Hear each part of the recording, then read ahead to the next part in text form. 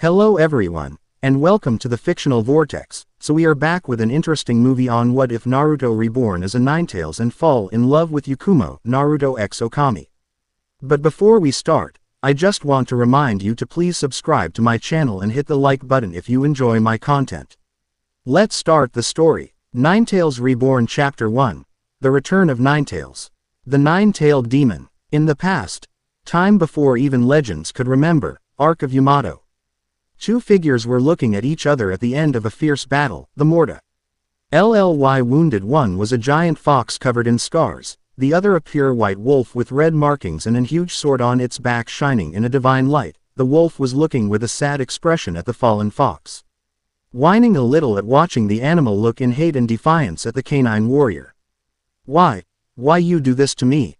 Is my wish to be a god that offensive? The battered, old fox saw it with a sad sigh as his body was slowly dissolving, blood and tears mixing on his face as he looked at the divine being in front of him.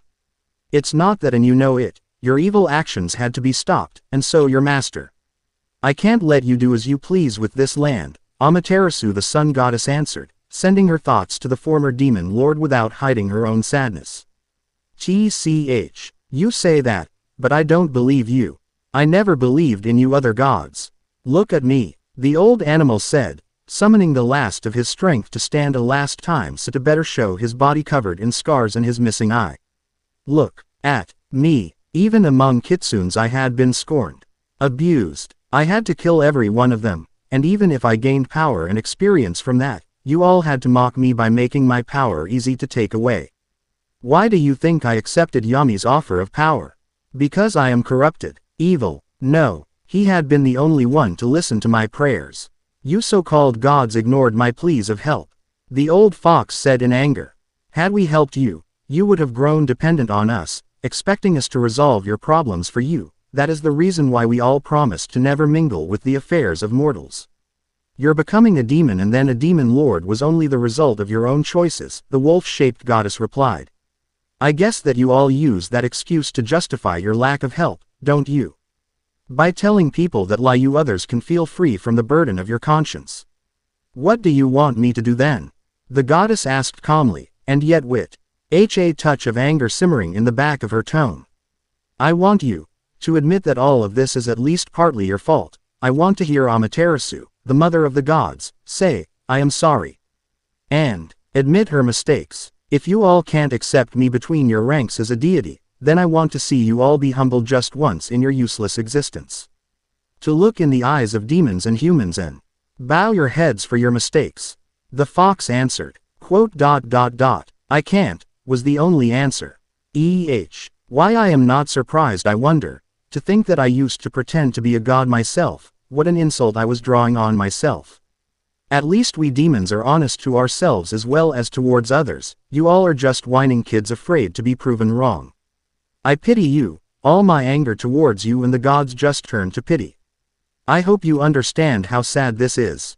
But you probably won't. That being said, the heavily wounded fox collapsed once more on the floor before disappearing completely, leaving behind a single flower that soon withered to ashes. The only thing Amaterasu could do at that moment was looking down with a whine of her wolf body before moving towards her final enemy, the embodiment of darkness residing deep inside the Arc of Yamato.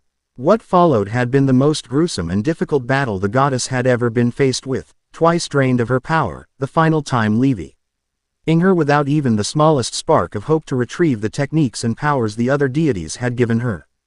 As she looked at the imposing form of Yami towering over her now weakened body, no more powerful than the one of a common wolf, she closed her eyes in wait for the final blow that would have killed her. As these few seconds separating the massive clawed hand from hitting her elongated to eternities, a single thought rang in the sun goddess' head. I am sorry. As soon as those words were formed in her mind, the population of the mortal realm reached her, giving her back her lost power and more through their prayers, returning her to her full glory as the goddess of the sun, giving her the strength necessary to banish Yami once and for all. As she and Waka moved to return to the celestial realm, Amaterasu looked a last time towards the mortal realm, a sad smile on her face as she remembered everything that had happened to bring her to her current victory. A spark of Gratitude though ignited in her heart as her last lesson had come from the most unexpected source, and with an almost disinterested-looking flick of her tail, the now once again powerful goddess left a last gift to a misguided soul. I know you will use this properly. Do not waste this second chance to be great. If the gods really can't help the mortals, then maybe a so-called demon lord will be able to protect them. Now rest. One day you will return and take your rightful position as protector of this land, the goddesses said as the ark moved far and far away from the land of the mortals. Resent Day. Shunan Exam. Forest of Death. I am sorry, my boy. But I can't let you interfere with my plans. Five-pronged seal. A man with deadly pale skin said while thrusting an hand-covered eye. Purple energy on the stomach of a blonde boy with whisker marks, knocking him unconscious with the painful sensation of his chakra being sealed away. Naruto. Damn it. A boy with raven-colored hair hissed angrily, watching powerless as the blonde boy went thrown down from the huge tree branch they all were in. Do not worry, Sasuke-kun. I have not killed him. I want you to progress in this farce of an exam until the end. Here, take this, it will go well with my other gift I gave you, Yufufufufufu. See you soon. The pale man, Orochimaru of the Sannin said with a short laugh before disappearing. As if I needed an hickey from a madman. I am straight, damn it. Sasuke said weakly before collapsing, leaving only a scared pink-haired girl behind to take care of her fainted teammates. Seal on the blonde boy's belly. The spirits of a blonde-haired man and a red-haired woman were watching in horror-filled fascination as the seal holding back a massive nine-tailed fox kept eroding, action. Followed by the gate of the prison itself that was getting covered in rust at a dramatic speed. What should we do, Minato? Why is this happening? The woman asked. I don't know. The demon G.O.D. consuming seal is a very delicate sealing technique. I have not used the normal method to create a Jinchuriki because for some reason the fox had been too powerful for that. I even tried to split it in half but I failed. The new seal above it most have damaged the main matrix enough for it to collapse. The man, Minato, answered with wide eyes. Then let's recreate it. You added part of us here for that reason, right? Kushina asked, growing more concerned at each whine the metallic gate produced as the bars kept bending at strange angles. I don't think that you will be able, I am afraid. The fox said as with a pained grumble it started to change. His fur was slowly taking a golden color with each of his long tails sprouting a brush-like shape on the tip, all of them dipped in red ink with hoods and masks just below the brushes. The central tail also had a necklace of red beads around the mask, with a last grumble of exertion a white mask with red markings, very similar to the marks of Amaterasu's divine appearance, appeared to cover his face. What? Both spirits said in surprise. Body and power separated and now back together. It's time, droned the blonde boy as he appeared in the seal. So it seems, I can't wait to be back, the fox answered as it broke free from the final restraints to move near the blonde, the two seals holding back the gate burning to nothingness. No, you will never hurt my baby. Kushina yelled while moving in front of the boy. Why should I hurt myself? Step aside, mortal, it's time for Ninetails to return. The QUBI answered as his body erupted into cherry petals to enter the blonde boy. Naruto. Minato yelled in fear. Unknown to them, inside the boy's mind memories old and new twisted, fused and completed each other until the two personalities of the blonde and the Ninetails became one, together and yet still separated at the same time. Yes, hoo. Don't worry, I am fine, wonderful even. I just got a part of me back. I guess I reincarnated in 2 pieces, and although the other 8 copies of myself still going around are indeed a work of art, they are still copies, nothing compared to the original. And I mean myself, Naruto answered with a calm smile. Copies? Kushina asked. Created at my image by a man desperate enough to try everything in his power to stop an ancient evil, Ms. Yami as well was just too stubborn to die. Rest assured that I am in no danger, perfectly healthy. Even more healthy than before if one has to be precise. Naruto answered. Incredible. Complete fusion. Both merged into one without drawbacks, I always knew that I was badass, this only proves it. Minato said with a proud expression after studying the boy and the seal on his stomach. It all comes from my side of the family, it's genetic awesomeness, you just helped a little, Kushina said while waving him off. You wish, woman, it's the Namikaze blood flowing through his veins that makes him awesome. Minato countered. I take that you are no longer worried. The boy asked with a sweat drop. You seem and feel fine, and I know you will do the right thing and follow your judgment as you did up until now. I just hope that finding your true self has no changed you too much, Minato answered.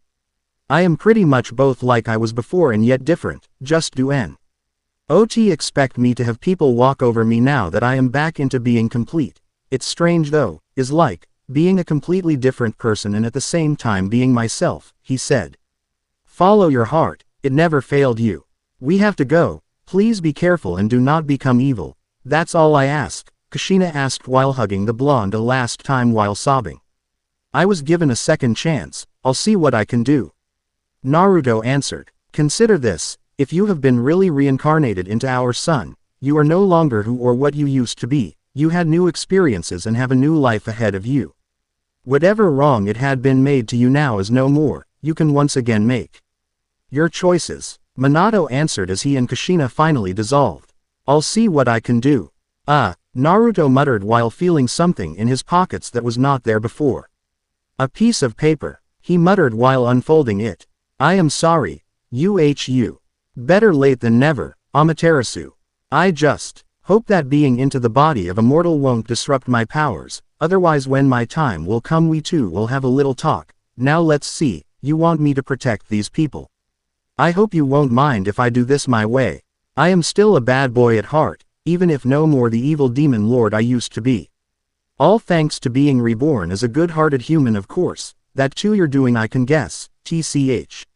Stupid goddesses taking away other people's fun at being evil, Naruto said, growing a snarl at feeling his old drive to be evil missing and substituted by his incomplete self-desire of helping others. Good thing the two things compensated each other, he actually shuddered to think about the great Ninetails. Acting like the style-less goofball he used to be before his reunion with his powers and spirit. He had an image to maintain, damn it. Real world. The next day. Well, what do we have here? A lonely girl with two unconscious boys, easy pick don't you think? A girl with long hair and a forehead protector of Sound Village said with a superior smirk. Oh, joy, a bad girl wannabe is harassing our teammate. Hoi, Sasuke Tem, wake up, we have people that needs a lesson in manners. Naruto said, waking up with a start before kicking the other boy awake. Teach them manners. I don't know if they can learn, aren't they too weak to do that? Sasuke answered with a feral smirk. Black markings already covering half his face. Wait a minute. Let me see that, the blonde said while pointing at the mark on the Uchiha's neck. Why should I? I feel great. There is nothing wrong in me. Sasuke said with a sneer. I know you do feel good, I am just curious, the blonde replied. Fine, but then I want to maul the idiots. The other answered with a growl-like groan. Hoi, stop ignoring us. The bandage boy of the sound team said in anger, glaring at the team of Konoha once saw the two boys continuing to ignore him, the blonde apparently, reading the mark on the Uchiha's neck with narrowed eyes. Aha, here is the problem. The idiot who gave you the mark forgot a part of him inside you, Naruto said with a smirk. Take that thing off. I don't want sick pedophiles inside my head. Sasuke said with a grimace. Oh, that's easy, the mark is still fresh so it still has to stick, the other answered, moving a finger around the seal on Sasuke's neck. While muttering something unintelligible with narrowed eyes. So, take that off, Dobi. I don't want to catch some strange illnesses from that creepy guy. Sasuke said in annoyance. Another minute, almost done, voila. Better, the former demon lord said while erasing the part of the seals around the mark containing the soul fragment before rewriting it without using a brush, thing that confused the other watching greatly. Yep, how did you do it? Sasuke answered, even while still covered in markings he seemed more relaxed, more so than before the mark was even applied. I am an expert when it comes to drawing. A little rejuvenation, following a small exorcism and it was done. The blonde replied. He may have been forced to take over Rao's identity for his evil plans, but he had still read her collection of books in priest-related techniques whenever he had some free time. He hated to feel bored and those were the only books around. Okay.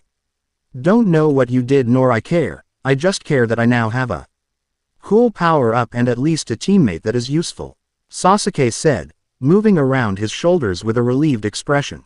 Fuck you too, the girl if the Konoha team muttered. Such words, Sakura, I thought you loved him. Naruto said mockingly. I took care of you two idiots so I pretend some recognition, even just because I was risking my life in defending you two against a full team while you were sleeping, Sakura answered with an huff. Fine, thank you for helping us, Sakura, Sasuke said, rolling his eyes in annoyance. Yep, thank you, sweetie, Naruto added. That's better, the girl said with a superior smirk. That's it, I am gonna kill you three and be done with it, the bandage boy from Odo said with a grunt. Can I? You can take the one with the stupid haircut, Naruto said. Hoi, the second boy of the Odo team yelled with a glare. And the girl? Sasuke asked. Sakura, what a better show than a cat fight. The blonde answered. Yes, that sounds good. The Uchiha answered with a nod. Assholes, Sakura muttered. Okay, mummy head, I am all yours, wanna fight? The blonde asked with a smirk. Get ready then. Decapitating air, the bandage boy was about to say when he abruptly stopped. Dosu, the second male of the team said. Oh, sorry, I forgot that I am supposed to call out my attacks. Power slash, Naruto said with a fake sheepish expression. What technique? You just moved a finger in front of you in a straight line, the girl from Odo said with a raised eyebrow. Exactly, the blonde boy replied. That can't be a technique, right? Dosu, come on, man, answer me the other boy said with a smirk, while grabbing Dosu's shoulder, only to scream in horror as the other started spraying blood from his chest before collapsing. For your information, he just fainted from both shock and pain. I held back instead of cutting him in two, Naruto explained, unconcerned at seeing the Odo girl hurry up to patch her teammates so to stop him from dying. Can I go now? Sasuke asked eagerly. Yes, but do not kill him, just in case their village tries to throw a stink even when knowing the mortality rate of this exam. Naruto replied. Like this is not as funny, but okay. The Uchiha said with a pained nod before disappearing with a burst of speed, catching the Odo boy in an headlock. And using that as a starting point for the beating. I guess it still drives him violent, maybe as part of the effects of the thing, Naruto mused. Shouldn't we stop him? A very pale Sakura asked. Nah, let him vent his stress. Once done we will talk with him, he may attack us too if we get between him and his prey. And if he tries to kill that boy, then we will stop him, the blonde answered. Oh, okay then, what was that thing you did with your finger? It left behind a small red trail and then that guy got cut, Sakura asked curious while ignoring Zaku, the Odo boy, pleading for Sasuke to stop. A celestial brush technique, whatever that guy did to me with that glowing hand, now I can do this, the blonde answered with a shrug. So you can do stuff with a gesture and Sasuke-kun can become super strong. And slightly violent. What about me? She asked. Probably next time, he offered with a friendly pat on her shoulder. That's so unfair, Sakura moaned with a pout as Zaku passed near her flying after being thrown by the Uchiha. Okay, I am calm now. The rage stopped, Sasuke said panting as the flame marks on his skin returned, inside, the seal on his neck. How do you feel? Naruto asked. How do I feel? Calmer, light-headed and with a more clear view of life. Sakura, stop acting like an horny whore to attract my attention and cut that hair and maybe, hear me well. Maybe I might consider dating you. Naruto, that jumpsuit sucks. Your dream of becoming Hokage will be impossible until the very last bigoted, narrow-sighted bastard of this village died. And know that I know and don't care about that furry mass-murdering killing machine sealed in your stomach. That and I am actually kind of jealous about the ludicrous amount of chakra the Kyuubi gives you. Another thing, Itachi is a sick bastard with issues that should have been kept under watch by a professional psychologist while wearing a straight jacket instead of maid anbu, that in My father was an utter megalomaniac that mistreated me my whole life by feeding me bullshit about how awesome my brother was and how much of a failure I was instead of hugging me and acting like the other fathers I saw while growing up. All backed up by my spineless mother that never had the courage to act up against the son of a bitch she married. Sasuke answered. A full minute of silence fell in the forest at those words, immediately followed by Naruto's odd whistle and Sakura nervous coughing fit. Wow. Feeling better now? The blonde asked. Sigh. Very much so, yes. I guess that thin G took out every dirty thought I ever had. Never thought to be bottling up all that, to be honest, the Uchiha boy answered. Consider this, I removed a fragment of someone else from there, probably it was a way for the mark to slowly corrupt you. Without that, I guess it just forced you to feel everything 10 folds in an instant without a proper guide. Sorry, Naruto answered with an embarrassed expression. No. It's okay. Going momentarily crazy had a good effect instead. Slowly it would have meant me snapping and doing something foolish or downright moronic, like this at least to face all the problems I always shoved in the back of my mind all at once, Sasuke answered, waving the blonde off. About the jumpsuit, it was on sale. I have not a lot of money and kind of like orange, the blonde added with a blush. Define. Not a lot, please, Sasuke asked. Like barely enough to eat. Luckily I like ramen, it's both delicious and cheap, the other answered. Kyuubi. And what about your parents? Sakura asked. Orphaned since birth. Never knew them, the blonde answered. Ah. Sorry, the girl replied in embarrassment. It's okay. I don't need pity, I can take care of myself, Naruto answered with chuckle. Okay then. Let's go towards the tower. I don't think that girl will attack us, Sasuke said, pointing at the shaking girl with the Odo forehead protector that nodded rapidly at his words. Yeah, we better, it's getting dark, Sakura said. And, Dobi, the Uchiha said. Yes, my door is always open if you want, that is, I am not forcing you or anything, he said. Sounding almost shy. Thanks, and sorry about the thing about huge reserves of chakra. If it helps I have a disgusting control over it, the blonde said. It does help actually, Sasuke muttered. We can train together to get stronger if you want, the blonde asked. Do not push your luck. Oh, But yes, at least we'll see if friends is really something we can reach as a team, Sasuke said with a sigh. Can I join? Sakura asked. If you want, he answered. Oh, before I forgot, the pink-haired girl said.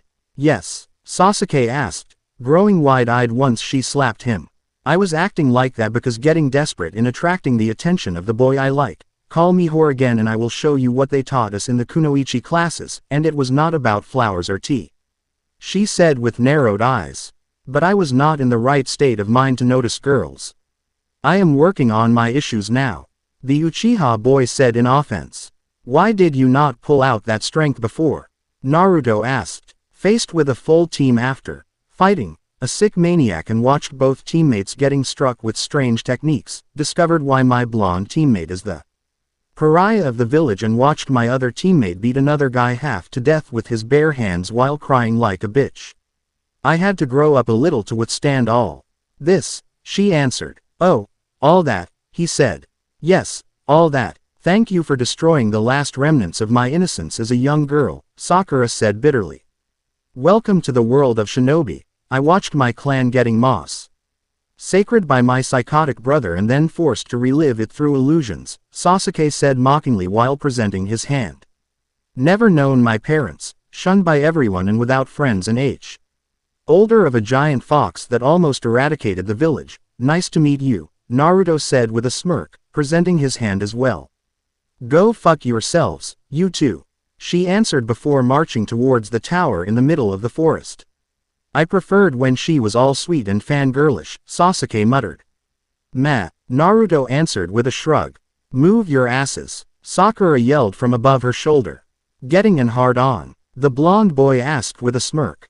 That's confidential, Dobi, the Uchiha boy muttered while trying to adjust his pants to hide his reaction. Forest of Death. Tower, M.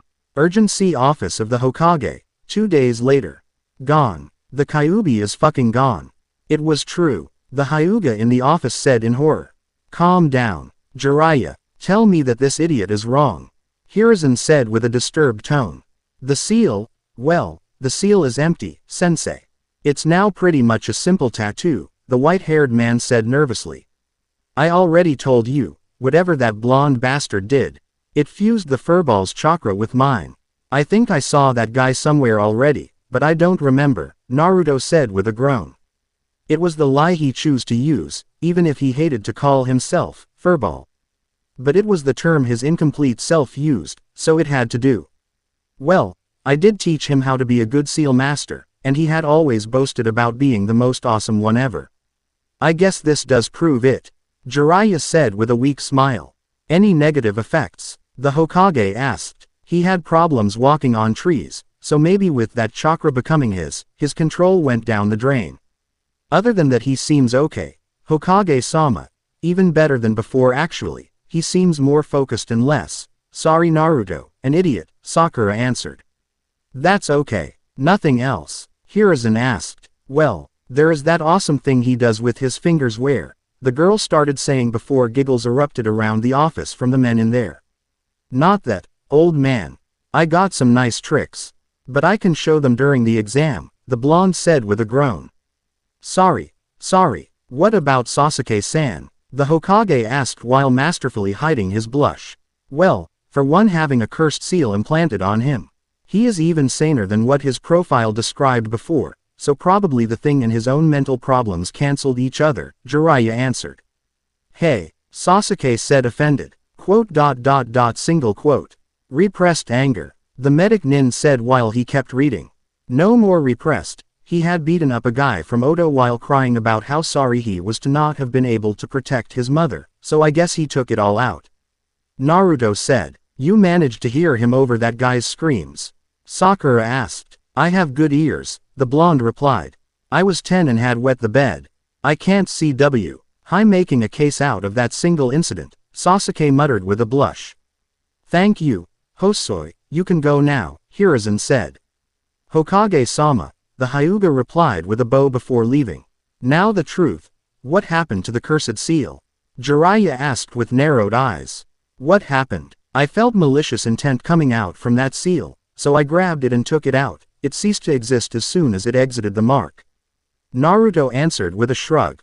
Malicious intent, and you just took it out of the seal.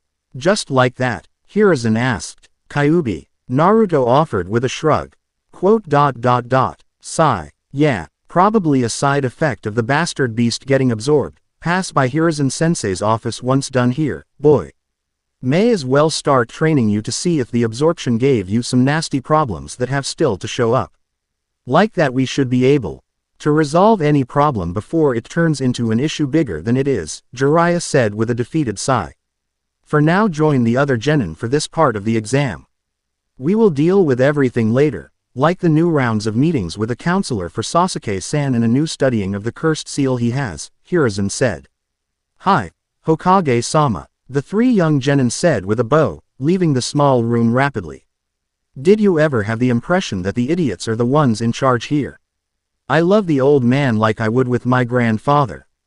But he accepted everything just too fast once blamed the Kyuubi, Naruto asked. Idiots in charge, for some reason. No, I am not as surprised as I think I should be. Sakura muttered in answer. Me too, Sasuke added. Back in the office, what do you think? Hiruzen asked in worry. The kid took it very well. Poor boy, he is in denial about turning into an half-human half-Biju hybrid. Jiraiya muttered sadly. He doesn't know or accept that the seal collapsing had changed him, the old Hokage said, covering his face to let out a small sob.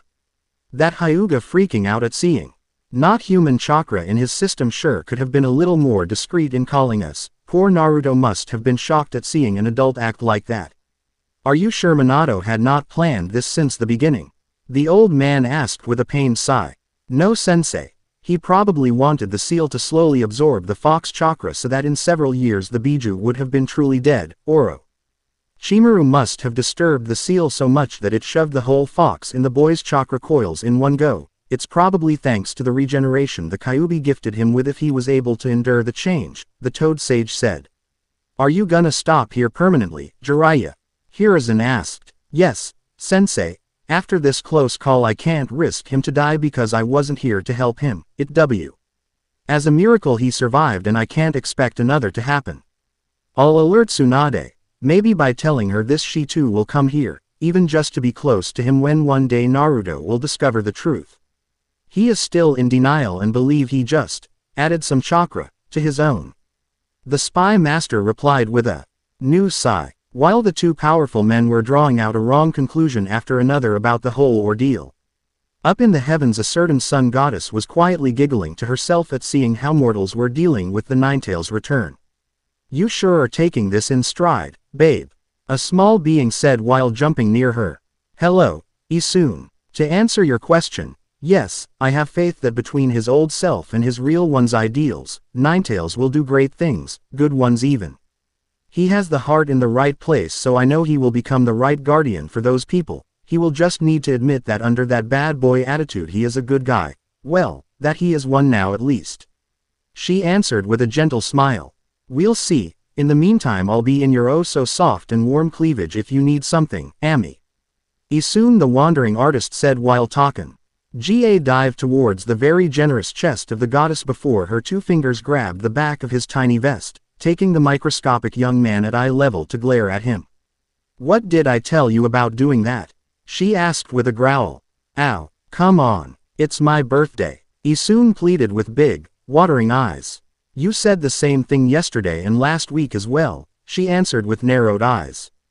Please, pretty please, he pleaded. Sigh, only 5 minutes, then I don't want you to do this for at least few months, this means sneaking in any other part of my clothes as well. Amaterasu answered with an annoyed huff. Yay, thank you, long live the great mother of gods Ami. Isun said happily, jumping in her cleavage with a joyful wee scream. Why I have to be the good goddess? It's not worth it, she muttered in defeat. Ninetails Reborn Chapter 2. The artistic side of the demon fox, using blood-colored paint. Forest of Death. Tower.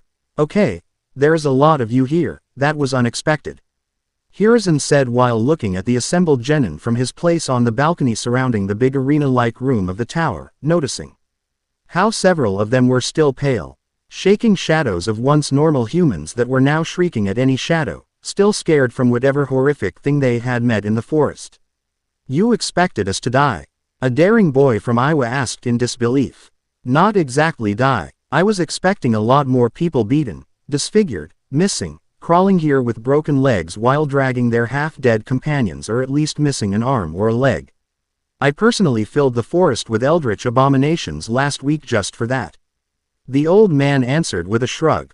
No one dared to talk as the answer sank deep in their minds, everyone no matter age or rank could only gape at the pouting Hokage that was muttering about the Chunin exams not being as hard as they were in the good old days of his youth, and even calling the present pansies for not enduring his challenges. The only one not shocked was surprisingly Naruto. The reborn Ninetails could only clap with crying eyes while smiling widely at his dear surrogate grandfather's words. I knew there was your hand in there, Gigi. I could recognize your style anywhere. He said smiling. At least one of you showed some good tastes. Start the preliminary round, Hayate. At least we will cut the number of participants to in half, the Hokage ordered with a sigh. Yes sir, the man answered. People really should know that God of Shinobi is just the kid-friendly version of Gigi's nickname. Naruto said with a sigh while watching Sakura move down to fight against Kiba Inuzuka. And what is the real version? Sasuke asked. It's diabolical god of Shinobi. He used to be pretty vicious in battle.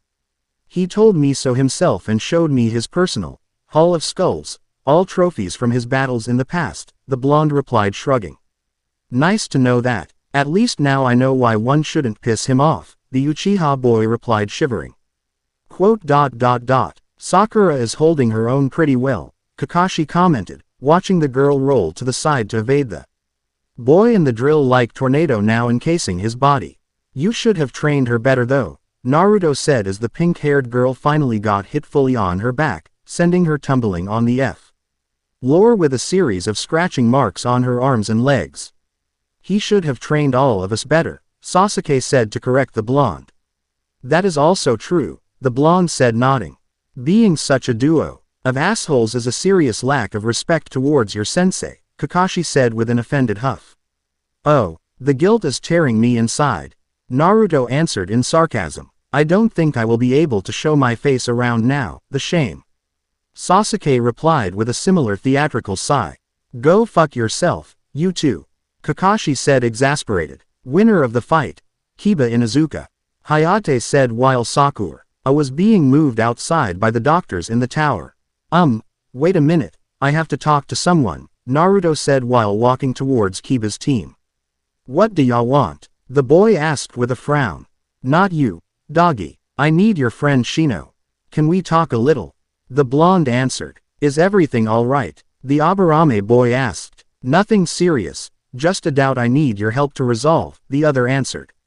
Can I? Be quick, in case you get called, Kurenai answered with a nod. Follow me, the blonde said with a simple gesture. Once in an isolated enough part of the room, the former demo. N-Lord looked at the Aburame heir intensely in the eyes in silence for few seconds before smirking widely. Was I called just so you could annoy me? Shino asked. No, I wanted to know why you pretend to be a boy instead of admitting to be a girl, Naruto asked grinning, satisfied at seeing the boy's back stiffen at his words. I think there must be a mistake. I am a boy, maybe you need a medic to check your sight. He said before trying to leave, flinching when the other grabbed his arm to stop him. You can hide it all you want with the pheromones of your bugs, it may even fool Kiba, but my nose is in fact quite sensible and I know the difference between insects' hormones and human ones, I just need the reason. I won't tell the others, he said with a serious expression. Do I have your word? Shino asked without looking back. I was hoping that by now my ability to keep my promises was of public knowledge, the blonde answered. Indeed, it had been decided to do this so to keep the most daring pursuers at bay. The Aburame clan actually doesn't care about having an heir or an heiress, but I preferred to ask my being a girl to be kept a secret. I find certain boys to be too direct in their approach to girls. The bug user replied with a voice now sounding feminine. That was the longest answer I ever heard you give to someone. Cute voice by the way, Naruto answered. Thank you. I use chakra to have my voice drop enough to appear masculine, but it puts a great strain to my vocal cords so I am forced to give short answers, or to not talk at all, Shino answered nodding. And the high collar of the jacket covers the lack of Adam's apple, just like the sunglasses. The glasses have another reason, one that I can't give you. Are you satisfied by my answers? The girl asked. Nope, I need two other to be happy, Naruto said with a sing-song voice. What are those questions? Keep in mind that I may not be able to answer them though. What's your name? The real one. Not very different. It's Shinobu. I found no reason for me to change it completely, Shinobu answered. Sounds reasonable. The second question. You talked about a too direct approach from the boys. What would be the correct way to court you then? The blonde asked. I don't think that I understood the question, the Aburame heiress asked with a worried tone. To put it bluntly, you intrigue me, Aburame Shinobu. There is something in that calm attitude of yours that I find nice and even relaxing. Is there any possibility for me to know you better? He answered. What about Sakura-san? And there is another person that might be heartbroken at hearing you, the girl answered. Sakura made her choice in pursuing Sasuke. A near-death experience in the forest helped me understand that I was fighting a losing battle. As for Hinata, I may find her cute, but she is not what I am looking for in a woman. The best I can do is offer her the best alternative to still make her happy without starting a relationship. Naruto answered. What should be this best alternative? Shinobu asked with a raised eyebrow. Trust me, it will work. You still have to answer me, by the way, the blonde said. I'll need to speak to my father about this. Can I still count on you about keeping my being a girl a secret until I decide? The girl said. No big deal. Is not like you are asking me anything hard. He answered with a shrug. Thank you. I'll send a bug to see if he can reach me. In the meantime please resolve everything with Hinata-san, Shinobu answered before reverting to a deeper male-sounding voice and sending out a solitary bug of hers. I am going. Naruto said with a sigh while walking towards the rest of the girls' team. Winner of the fight. Sabaku no Tamari. Hayate called out while a thoroughly beaten Ino got carried out still rambling in pain. You seem troubled, son. A voice said from behind Shinobu. I am surprised it took you such a short time, father, the girl answered bowing. I was coming here to see how things were evolving. Your bug found me once I was halfway here.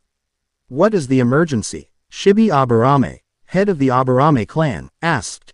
It seems that I had been recognized as a girl. Shinobu answered with her voice returning to normal. Are you being harassed? The surprisingly protective father asked with unseen narrowed eyes. No. The boy in question has formally requested to know the proper way for him to court me and promised to keep my secret even in case of refusal on my side. I kind of need assistance in deciding what to do, the girl replied. I see. Who is the boy? Shibi asked. That is indeed the problem. He is the village Jinchuriki. She answered with a microscopic sigh. Ah, does this disturb you? Shinobu asked. Not exactly. I am more concerned for Hiyashi's daughter and your personal opinion on the matter, Shibi answered. Oni-chan. With a cry of pure joy Hinata was seen pouncing the blonde boy to snuggle on his chest while he patted her head in affection.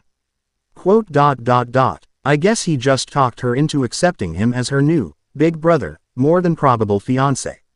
Shinobu answered. She also seems happy of that. It's true then that between her and her cousin Neji there are serious issues, since she approved so easily, Shibi added. I may find interesting to have him court me. He seems to have calmed down a lot since after the first part of the exam while retaining his eccentric nature. Does he have the permission? Shinobu asked. I would prefer him asking me directly. Then it will be up to you as long as you do not feel forced into accepting, her father answered. I'll have him know. Please though. Try to not scare him, she answered. I can't promise you that. It is still in my rights as your father. If you don't mind, I will now go talk to him. The man replied before moving to talk with the blonde boy. Next fight. Shino Aburame vs Takaru Omoida aka a filler character that will soon fade in the background and will never be mentioned again. Can you please come here? Hayate said. It's Takaru Amida. And why everyone always call me like that? An average-looking boy from Grass Village said with a whine. We are not here to talk about your total lack of importance for the plot, so shut up and take a fighting stance if you know one. The proctor answered with a glare. I hope you won't hold this against me, Shinobu said while opening her arms wide to summon a thick cloud of bugs behind her. I'll show you. I am going to have my own manga with blackjack and hookers. In fact, forget the manga. The boy from Grass Village answered. Too slow, Shinobu said while dodging the boy's left hook, countering it by taking and hold of his stretched arm and rapidly covering the whole appendage in bugs. Arg! Takaru shrieked while trying to free his arm by wildly flailing it around. Sigh. They do not make good filler characters anymore, Shinobu muttered while covering both her fists in bugs and charging the genin from Grass Village. Swarm knuckles, she said while hitting Takaru with a rapid flurry of punches, every hit leaving on his body part of the bugs and absorbing the boy's chakra at every touch. As soon as the grass genin started swaying in evident exhaustion, Shinobu dropped on the floor to swipe his legs off with a low kick, stomping on his throat and keeping her leg immobile with just enough force to pin down the boy. Surrender would be appreciated, Shinobu said with a raised eyebrow. Takaru didn't answer. His eyes were already empty and his body immobile. He is unconscious already. That's sad. Winner of the fight. Shino Aburame. Hayate called out with a displeased tone. Hoi, Shino. Naruto yelled from the balcony. Yes, sorry. The blonde said with a smirk. Sorry for what? The Aburame girl asked while walking up the stairs. For this, the boy said before grabbing the front of her jacket to kiss her hungrily, silencing the whole room in an instant. I admit that I asked for a proof of your interest in my daughter, but this is still a too direct approach, Shibi said with a sigh. Dude, you are into boys. Not that there is anything wrong, but really. Why you never told us? Kiba asked with wide eyes. I am actually a girl, Kiba, Shinobu said with her normal voice and a slight tinge of red on her face. Fuck, I forgot about the too direct thing. It means that I screw up already. Naruto asked. I can forgive you this time, she muttered weakly. So a kiss is okay? He asked. Yes, more than one too. The girl answered embarrassed. Cool, you will be able to talk later, lovebirds. Now is Blondie's turn to fight, Hayate said while pointing at an already impatient Kankuro. Hoi, when you and Yugao scratch each other's tonsils through kissing I never bother you, you damn hypocrite. Naruto answered annoyed. Just fight the Suna brat and shut up. The blushing proctor answered with a frown. Okay, it's me against you, war paint boy. The blonde said smirking. Glad someone finally understood that it's not makeup. Ever since I came here it was a joke after another. I think I have heard every single joke about it. Kankuro said happily. I don't blame them. But enough bullshits, Hajime. Hayate said before starting the fight. Go and get him, Karasu. Kankuro yelled while launching his puppet forward in a clacking of wooden joints. How to counter? What about a Galastorm? The blonde said lightly licking the tip of his pointer before rapidly drawing a spiral in front of himself using that finger and leaving behind a thin line of red ink-like substance that then immediately vanished. To the shock of the ones watching, a powerful, overwhelming gust of wind moved forward from the blonde towards the Suna boy, blowing back the puppet and pushing Kankuro several steps back. Even the audience watching had to cling to the railing to not be blown away. Wonderful. If you don't mind, I will follow with another trick of mine. It's called Cherry Bomb. The blonde said while this time drawing a circle with a thin line mauve-ing through it in a Q-like shape and summoning a huge sphere wrapped in yellow near the puppet user with the ball's fuse already halfway burnt. Oh, fuck, Kankuro had the time to say before an humongous crataboom shocked the whole tower in a shower of pink and purple fire and sparks forming a shape very similar to the kanji, shiny, flashy. I am still standing. You won't defeat me. The Suna boy said groaning while walking out of the cloud of smoke limping, heavily bruised and showing burning marks under his tattered clothes. Even the puppet was still smoking and missing part of its clothing rags. Up in the stands. Sigh. What can I say? I can turn even a dead last into a cool shinobi, but don't worry, it's not actually your fault guys, it's just not for everybody. Why to instill awesomeness into everyone around you? It's one of those skill you either have since birth or not at all, Kakashi said with a dramatical sigh while checking his nails in a casual manner. Kakashi. Asuma muttered with narrowed eyes and a growl in his voice, just like pretty much everyone within earshot.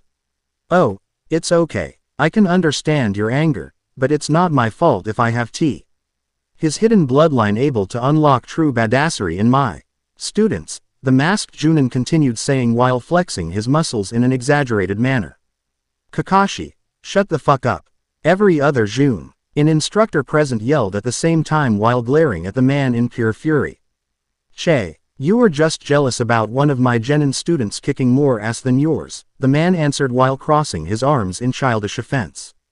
I swear, one more word and you'll know true pain. Kurenai hissed in answer. Back to the fight. How can you do that?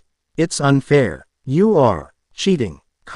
Enkuro yelled with a shrilly voice broken by his uncontrollable rage. Are you by chance jealous of my magic fingers? I can just do very magical things by just wiggling my pointer if I want to, the blonde replied smirking. I'll show you whose fingers are better. The puppet user said while sending his weapon on a new charge against Naruto. The former nine-tailed demon lord watched in amusement while the wooden toy moved closer. Once arrived at barely few feet from his body, he just dragged a line from one of the torches to the puppet, summoning a long tongue of flames that almost inked. A narrated Kankuro's weapon had the Suna boy not immediately called it back with an high-pitched scream of surprise. That was close. Did you like? The technique's name is Inferno, fitting isn't it? The blonde asked. The fact you also spelled your name with those flames was a bit too much. Kankuro answered with a dull voice. TCH. As if you would understand what real art is. Whatever, this fight lasted even too much. I am going to cut your puppet in half if you don't mind, Naruto said with a bored voice. With what? This puppet is made of mahogany. And not just any mahogany, but mahogany from the planet Malchior 7 where. Quote. Stop. Don't quote Team 4 Star, It's not a funny joke anymore, stop feeding the cliché. This story was interesting until you did that, now it's just a mass of unreadable shit. Why don't you just stop and go die in a ditch? Naruto said while shaking his head with a grimace. Damn you. Die you flamer. Don't read. Kankuro SC. Reamed in anger as he blindly attacked the blonde. It was simple to use the celestial brush techniques if you asked the former demon lord, once reached the utmost ability as an artist one then just nay. Dead to, see, the world is a simple painting where each new drawing translated into reality itself transforming to follow the artist's ideals, if one also added to this the ability of higher beings Ikamaterasu and in minor part the reborn Ninetails himself, to see the world with a deeper enough perception to have time seemingly stop. When they focus, then everything did gain the semblance of a simple picture waiting for a brush to add details.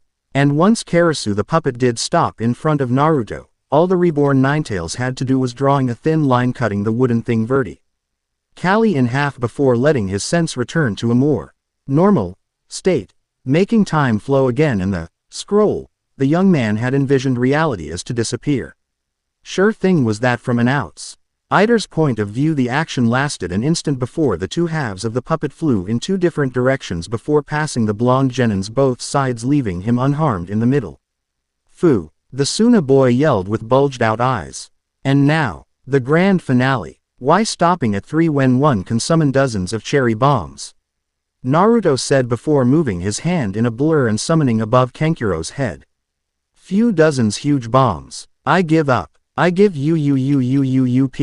The puppet user screamed while covering his head with both arms. Yay. The blonde replied with a wide grin before destroying the cherry bombs by drawing a long line in front of himself and dispelling them thanks to the resulting power slash. Cool. Winner of the fight. Naruto. Hayate yelled to the audience. It wasn't hard. Next time I will show something even better. The blonde said smirking. Once walked back to his team he found himself with his head locked under Kakashi's arm. See, this is my student. This is what my badassery produced. The masked Junin proclaimed proudly.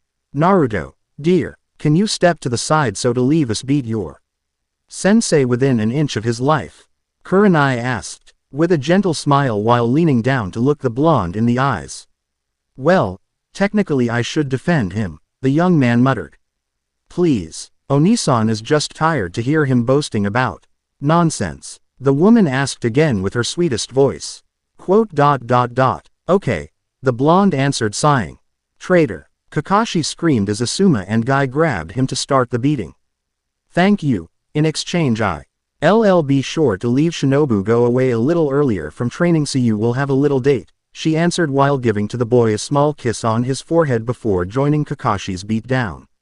And smiling at the blonde's flushed face. So you have a girlfriend now. What about me? I was used to have you trying to win my affection while Sasuke idiotically wasted the opportunity to accept my advances. Sakura said with an offended frown while rejoining her team with a limp and a bandaged arm. Hoi, I have every right to grow interested in another woman, thank you. Naruto replied, and by the way, am I not enough? Sasuke added, Hoi, I have 2 Bishonen boys in my team, may as well take advantage of it. What's wrong about the girl having an harem? Or at least, 2 boys 1 girl pairing, for once. The pink-haired girl answered with crossed arms. Pervert. The 2 boys answered while smacking her on the head with enough force to slam her down and leave an imprint of her body on the tiles. Somehow, I think things got mixed up here, the girl muttered from the floor. After that little show of Team 7's daily madness, the remaining fights could continue as scheduled with Sasuke demolishing a glasses-wearing shinobi that could stretch his limbs at will, Choji flattering a Kusa girl against a wall with his clan's jutsu turning his body into a giant ball and Lee using his mastery of taijutsu to show that even if your enemy could absorb chakra by touching you, once broken his arms the ability becomes useless. Well, that went surprisingly well, Kakashi said in satisfaction. You sure? That Kumo boy has lost both his arms while that girl from Iowa will forever eat through a straw. Sasuke said with a raised eyebrow. And Ino has lost 90% of her hair eyebrows comprised. Sakura added with an horrified expression. But no one is dead, it's a good variation from the usual genin exams. I remember that during mine I saw a kid from Suna swallow by mistake an explosive note. They had to postpone the remaining fights because the cleaning squads couldn't clean up everything fast enough, Kakashi answered shrugging. Whatever. I am hungry, who wants to come with me? I got a craving for some pork ribs, Naruto said annoyed. Coming, I am starving. Kakashi answered while following the blonde. Bah, better than nothing, make room, I joined the group. Sasuke answered. Me too, Sakura added. Later that day, apartment complex. The reborn Ninetails was still studying the shack in everything but name his old self used to live with a grimace, letting out a gh of dismay. He started moving through the various pieces of ruined furniture. A lot of rejuvenation to do. Hooray, he said in bitter sarcasm. Oh, how the mighty have fallen. A new young voice aid giggling from behind him scaring the blonde to the core.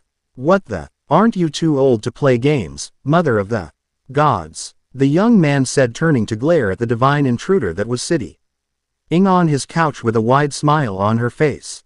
I couldn't help it. Seeing the mighty and powerful Ninetails reduced like this was an open invitation to some light teasing, Amaterasu answered. She was now sporting the body of a young white-haired girl seemingly of the same age of the blonde one the fox was using.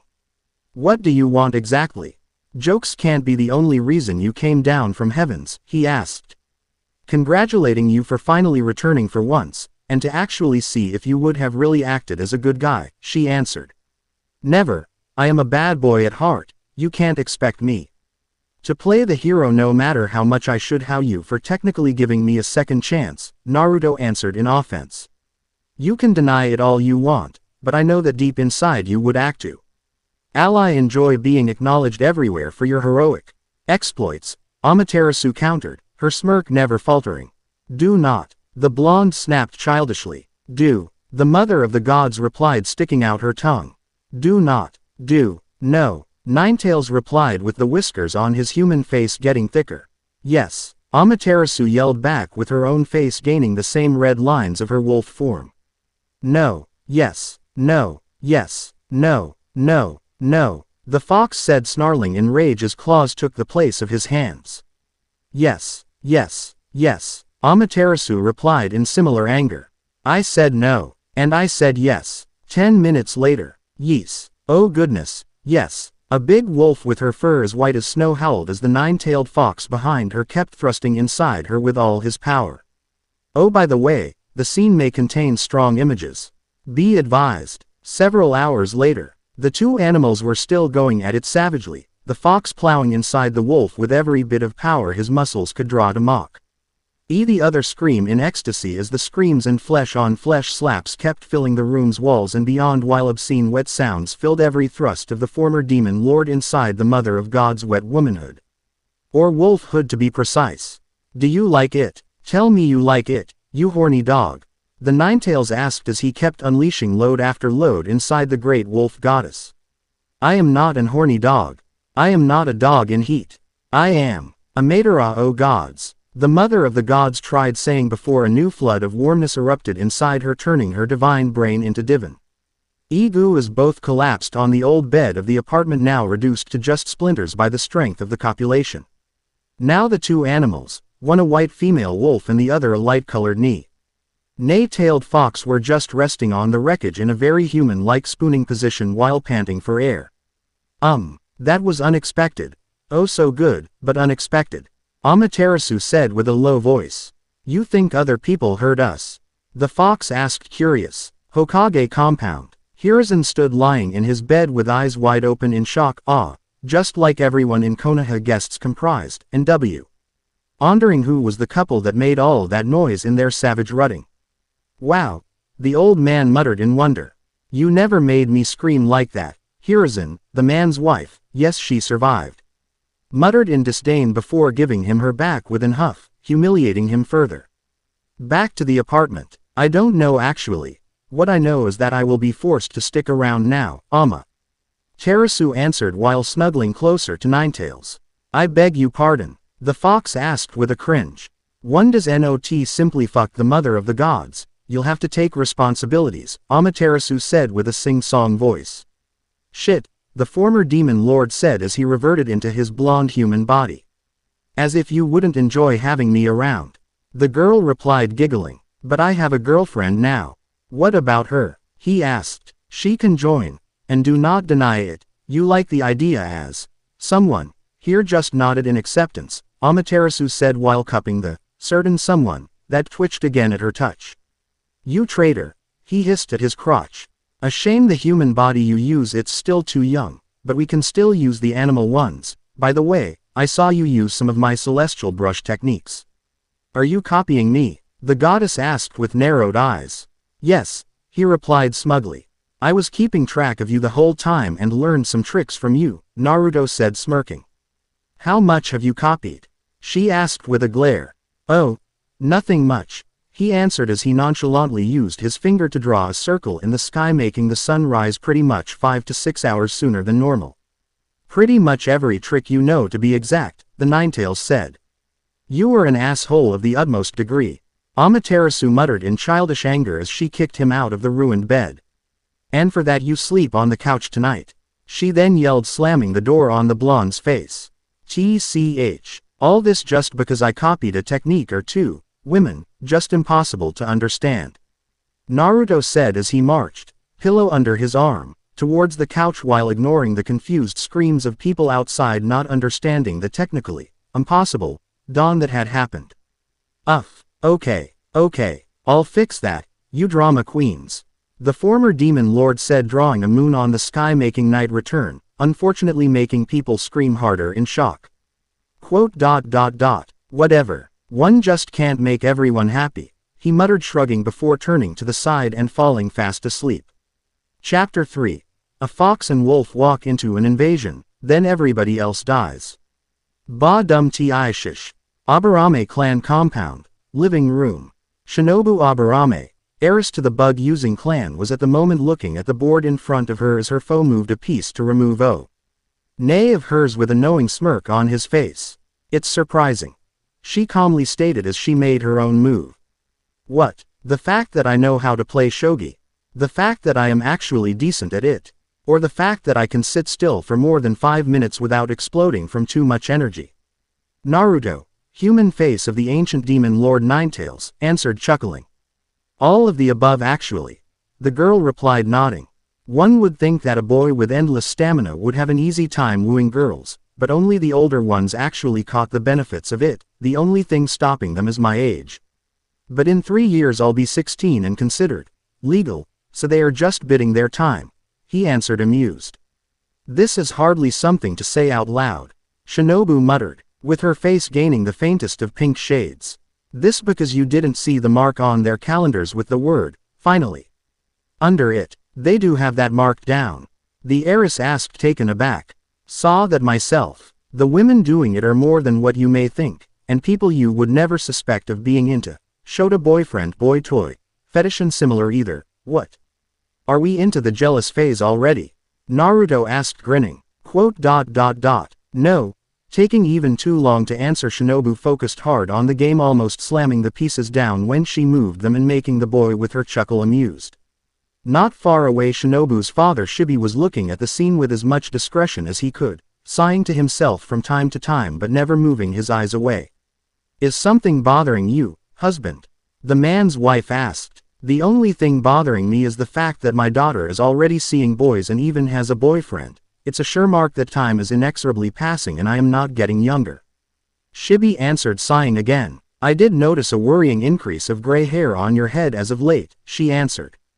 Please do not joke, it's a sour matter for me, the man replied, looking down with sagged shoulders. Come, I'll take out the furry handcuffs and the riding crop so you'll feel better, the woman said, grabbing Shibi's hand to drag him away. Just like during our honeymoon, yes, dear, he answered with a tiny smile as he went, dragged away by the subtly giggling woman. Shinobu simply groaned in answer. The bad side of having good senses, Naruto said, chuckling. Stop it, I beg you, the girl said, grimacing harder. But it is nice to see someone still so eager to have fun and experiment. I wonder who of the two will wear those handcuffs though. Naruto said to himself. No. No more images. I beg you, mercy. Shinobu pleaded, shivering in disgust, making her boyfriend smirk even wider. Day of the finals. Competitors' booth. Room. Make room. Coming through. A cheerful voice asked as a very pale girl with long pure white hair joined the competitors before. She not so gently grabbed the back of Kiba's yacht. Seeket to lift him and take his place near Shinobu. And you are? The heiress asked with a raised eyebrow. Amaterasu. His girlfriend. She said while pointing at Naruto as he walked inside the arena to fight Temari. I think you made a mistake. I happen to be the one he is dating. The Aburame girl answered, sounding almost bitter. Oh, I know, he told me that himself. Right after plowing me all night like a cheap prostitute. The other answered casually, making the ones sitting around them splutter. You are lying, Shinobu said with narrowed eyes. Am I really? Amaterasu answered. Why are you doing this? Is this all a matter of jealousy? Shinobu asked. Jealousy. For the dead last, Kiba added in disbelief. Shush, both girls said sharply. Sorry. No, I am not doing this because jealous, on the contrary actually.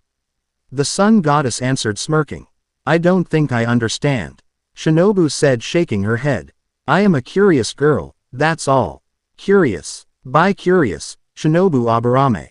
Amaterasu answered, grabbing the girl's head to give her a tonsil cleaning kiss. This means that you belong to the two of us, is this acceptable, bug girl? The goddess asked with a wide smile. All have to consider this before any commitment. The Aburame heiress answered weakly. Nice to see you open to the idea. Down in the arena, can you please pay attention to our fight? Temari asked, annoyed. SSSH. I am watching two girls I know swapping spit, fight by yourself. Naruto answered, waving her off. Pervert, she answered, unfolding her fan fully. Kamedachi. The Una girl bellowed, launching a colossal tornado towards the boy. Sigh. Spoilsport. Galastorm. He answered, annoyed as his own wind attack battled with hers before both went dispelled. I am a wind mistress, pretty boy. You can't defeat me, Temari said smugly. Blah, blah, blah, boring, he said, tapping the air in front of him. What's that supposed to do, Kya? The wind mistress asked, as an adult tree momentarily sprung under her feet at Mach 3 speed, launching her up in the air like a shrieking bullet while the plant simply dissolved back into ink. Magic fingers. I thought you knew, Naruto answered as he jumped forward to grab the still flying girl around her waist to slam her head first on the ground in a pile driver. Guah, she gurgled out in pain. Not done yet, sweetie, Naruto said, smirking as a long chain of 6 clones came into being behind him. Now, fly, he said, grabbing the ankle of the first clone while he and the other bunchins each grabbed the legs of the clone in front of them, with the last one grabbing Temari's arms. With a loud scream, the original Naruto pulled on the bunchin chain, lifting it with the screaming Temari on the other end as the girl went slammed down once again. Get up, Missy, we have not done yet, he asked, clapping his hands. PTU, then I am going to break you, the Suna girl answered, snarling, spitting a blob of red before spinning rapidly on herself, launching an hail of spherical wind bullets from her fan. Power slash, the other answered with a wide swipe that managed to cut the bullets in two along, digging a deep gush in the opposite wall and the audience's booth, forcing several people to dive to the side to not get cut in two like their seats, miraculously not killing everyone. Sorry, the blonde boy said sheepishly. There is no need, Naruto-kun. If they couldn't dodge that little thing, then they didn't deserve to live and be ninjas. Hiruzen answered with a grandfatherly smile, making the cages near him cringe. Masked Orochimaru comprised. There are people watching. A near Anbu said, clearing his throat. Oh, yes, kid-friendly Hiruzen, right. Cough. And now, Naruto, pay attention next time. You risked killing innocent bystanders with that very clear attack everyone competent enough could have dodged. It is a bad thing to do. Bad boy, the third Hawk, Age said with a forced scolding tone and a not-so-discreet wink that made Naruto smirk. Sorry, Gigi, the young man answered, chuckling. I give up. It's useless, the same Anbu muttered in defeat. Back to the fight. You and your Hokage are crazy. Tamari growled as she folded her fan and charged at Naruto with the clear intent on using the thing as an iron club. No, we are just part of the very small group of people that accepted and openly admit that a ninja is simply a cold-hearted bastard that can't get it up unless after exterminating a dozen enemy ninjas in a glorious reign of gore and outrageously exaggerated violence. Quote, Naruto answered as he ducked under the angry wide swipe of the girl to grab her wrists, turn on himself and use her momentum to haul her over his back to slam her a third time on the floor. All while gleefully ignoring Junin's and Anbu's cry of, Amen. Brother, coming from every delegation of the other ninja villages in there. Gah, she cried out in paw. In as he fan went sent flying away from her gasped by the new atrocious wave of pain climbing her spine. I think I'll get a page from a popular book series written by a Sanin in order to deal with a strong-willed girl like you. The reborn demon lord said with a predatory smile as he kept her pinned down with a couple of the remaining clones from the chain. Oh, yeah, and what will you do? Spank me until I admit defeat. Tamari answered sneering. Cuckoo. In answer Naruto's smile simply grew larger and with double the fangs in it. Quote. NN no. D don't you dare. Me dare SSSOOOOO very much. He answered. Why am I afraid? You have not the balls to do that after all. Tamari answered steeling herself. Zeep. Okay. You got them. You got balls and everything else all right. The Suna girl said with wide eyes of awe as he zipped his pants back up. Okay then. Come on boys. In position. Naruto said as he clapped his hands making several clones burst out from underground to grab her. From where do those clones come from? You are not doing hand seals? Tamari asked with a shrilly voice. I can summon bombs, trees and cut things just by moving my hands, and you get worried about hand seals. Bend her, guys. The real Naruto answered. Hi. The clones answered as one. No, don't bend her. Tamari howled with a very red face as she was forced to lie on his knee. With her arms and legs blocked as he sat on another Bunshin's back. There is an easy way out of this, Tima-chan, he proposed.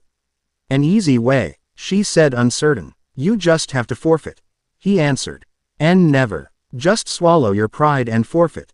And I won't humiliate you in front of everybody, he answered with a warm, sensual voice that had the girls watching wonder why he never tried talking like that to them. And never. Tamari answered defiantly. Come on. Swallow your pride. It's easy. Just take a deep gulp and everything will be fine, he said tenderly caressing her head. Aye, she tried saying before yelping as her skirt went forced up to show her panties-clad bottom to the whole arena. I said swallow it, you bitch. The demon lord ordered as his hand moved sharply down as to give the first spank. I forfeit. I give up. I lose. You win. Satisfied. Tamari howled, stopping his hand at a mere millimeter from her flesh. Proctor. The blonde genin asked, winking. I don't know. She doesn't sound convinced to me. The grinning man answered. You bastard. The girl screamed in answer. Sasuke. Naruto asked. Quote.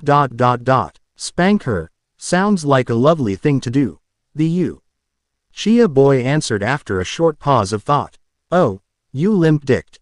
Sakura. Hokage-sama. Naruto asked with an highly amused tone. Do it. She mocked my fabulous pink hair. Sakura answered with a vindictive smile. Let her go, Naruto. She admitted defeat, and we have a tight schedule. Hiruzen added. Oh, fine. The blonde boy said, huffing as he unceremoniously dropped Tamari on the ground. Winner of the fight, Hayate said, lifting Naruto's arm to the sky. A village of crazy bastards. All of them, a bunch of assholes. Tamari growled under her breath as she hastily adjusted her lofts before recovering her fan and flee the scene.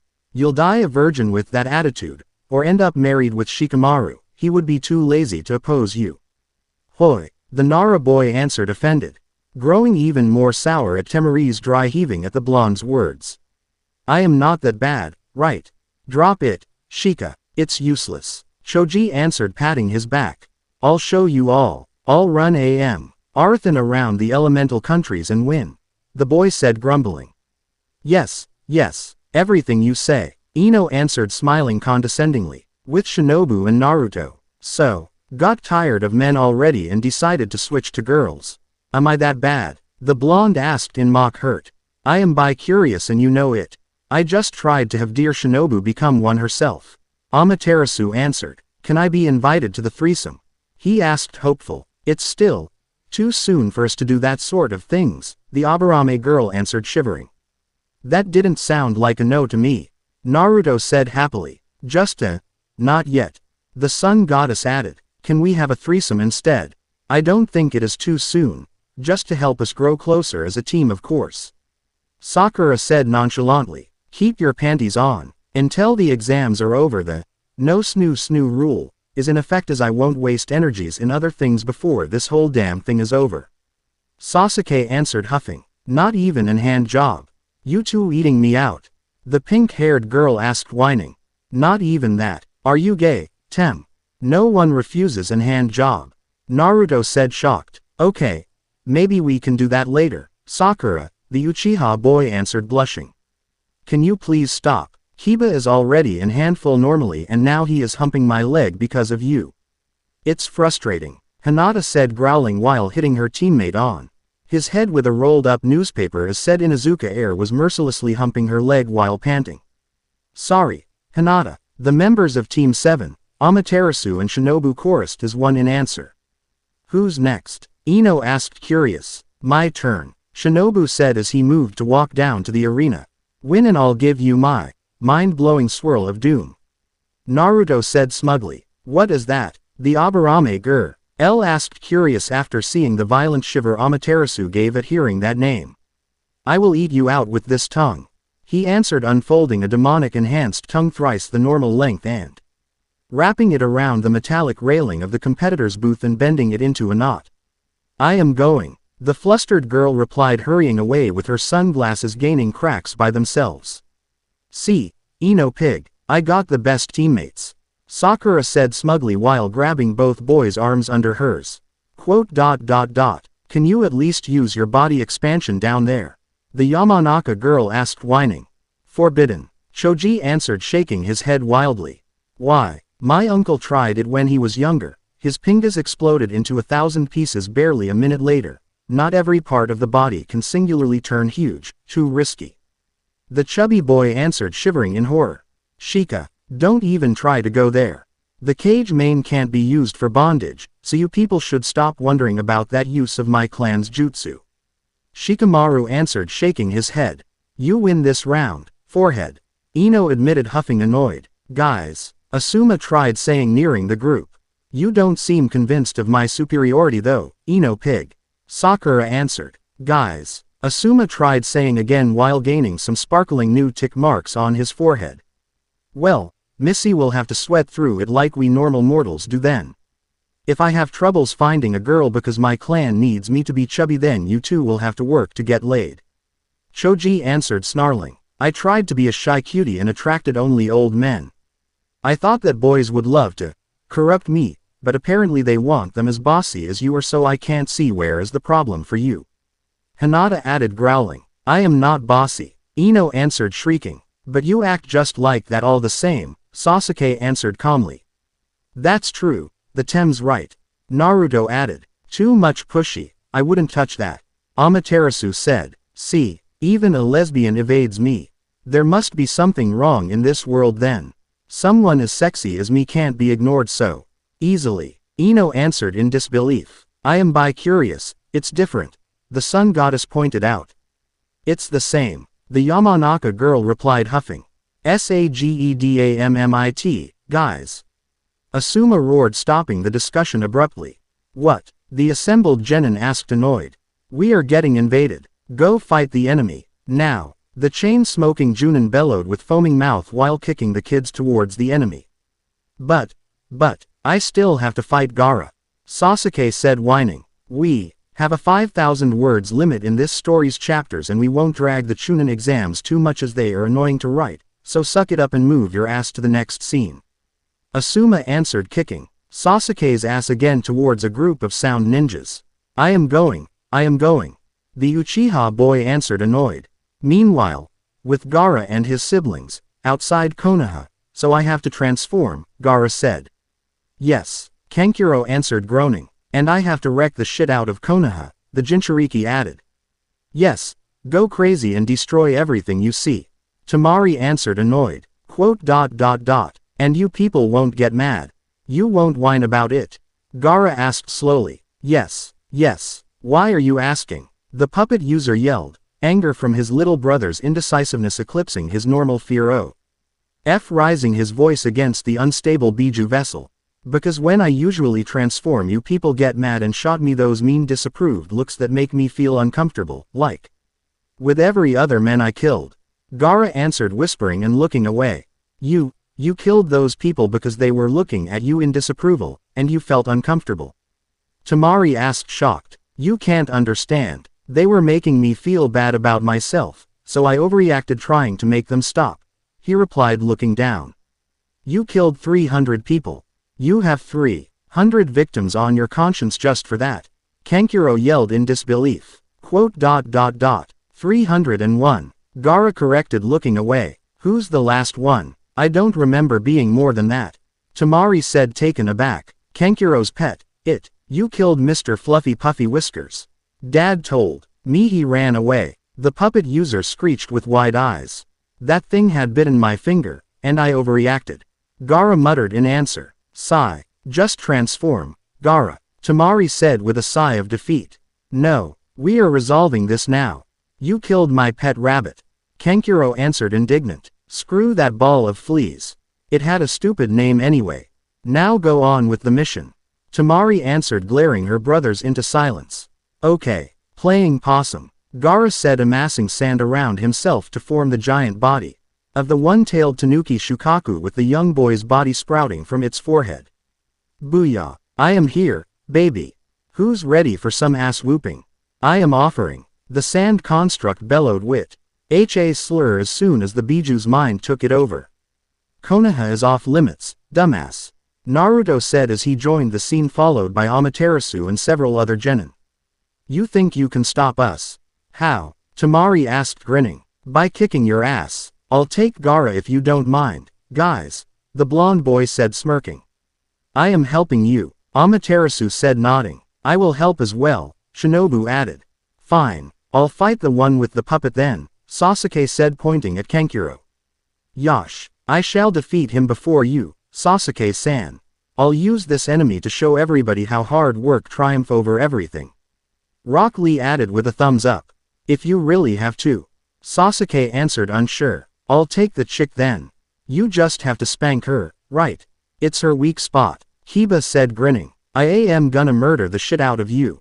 Temari bellowed. In fury as she charged the Inuzuka boy making his shriek and jump down the tree he was on to dodge her attack. Troublesome. I am going to help Kiba be. E4 he angers her enough to really kill him. I will be back soon. Shikamaru said sighing. I'll go to help Sasuke instead. Sakura said in determination. Everyone in there, Shukaku comprised, just looked at her with a raised eyebrow. Screw you, guys, I am not useless. The girl answered huffing. Whatever, let's just fight. Shukaku said shrugging before the various groups broke out to fight.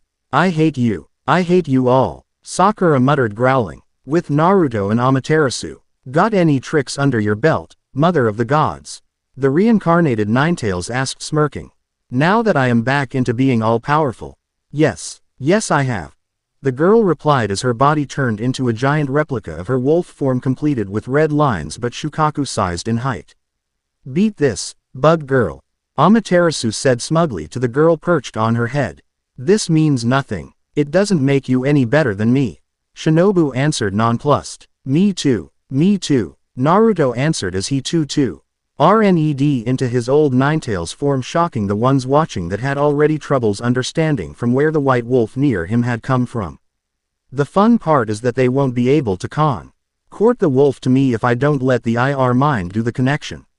Amaterasu said. How? Shinobu asked. We'll explain later, provided you promise to keep the secret. Naruto answered. I'll hear what you have to say. But it will have to be convincing. The Aburame girl said. Kurama, what happened to you? You got masks on your tails. Shukaku said amused. You dare mock Demon Lord, Ninetails. Then suffer. Power slash. The transformed blonde yelled, moving one of his tails in a straight line, cutting the Tanuki Biju in half. My turn. Cherry bomb. Amaterasu yelled as half-dozen bombs appeared around the downed Shukaku. Mommy. Quote. Meanwhile, with Hiruzen, inside a tall purple barrier. Krataka boom. A furious explosion shocked the whole village, making pretty much everyone turn towards the source of the deafening sound to look at the battle between giants. What happened to the Kyuubi? Wasn't it supposed to be rust red? And what about the masks? Orochimaru asked, curious. Don't be a nitpicker and fight. Orochi-kun. It's not every day that I am enclosed in a tight space having a battle to the death, and I want to savor it to the very last minute. Hiruzen said, annoyed while summoning the monkey boss Enma in his adamantine staff form. And fight you alone by myself. I am a crazy bastard, not an idiot. Edo Tensai. Impure World Resurrection. The Snake Sanin A.N.S. word, summoning 3 coffins in front of himself so that the first, second and fourth Hokage could once again walk the earth and fight. So we have been summoned? Tobirama asked, curious once his eyes regained focus. Yes, it seems that WUUUH. Giant monster fight. Minato answered before going starry-eyed. Where? An equally excited Hashirama yelled before both moved in a corner of the barrier to watch both Ninetails and Amaterasu pounce on Shukaku. Go. Use the pile driver. Woo. Minato yelled at the nine-tailed demon lord and cheering when he grabbed the sand-made Tanuki to perform said awesome move.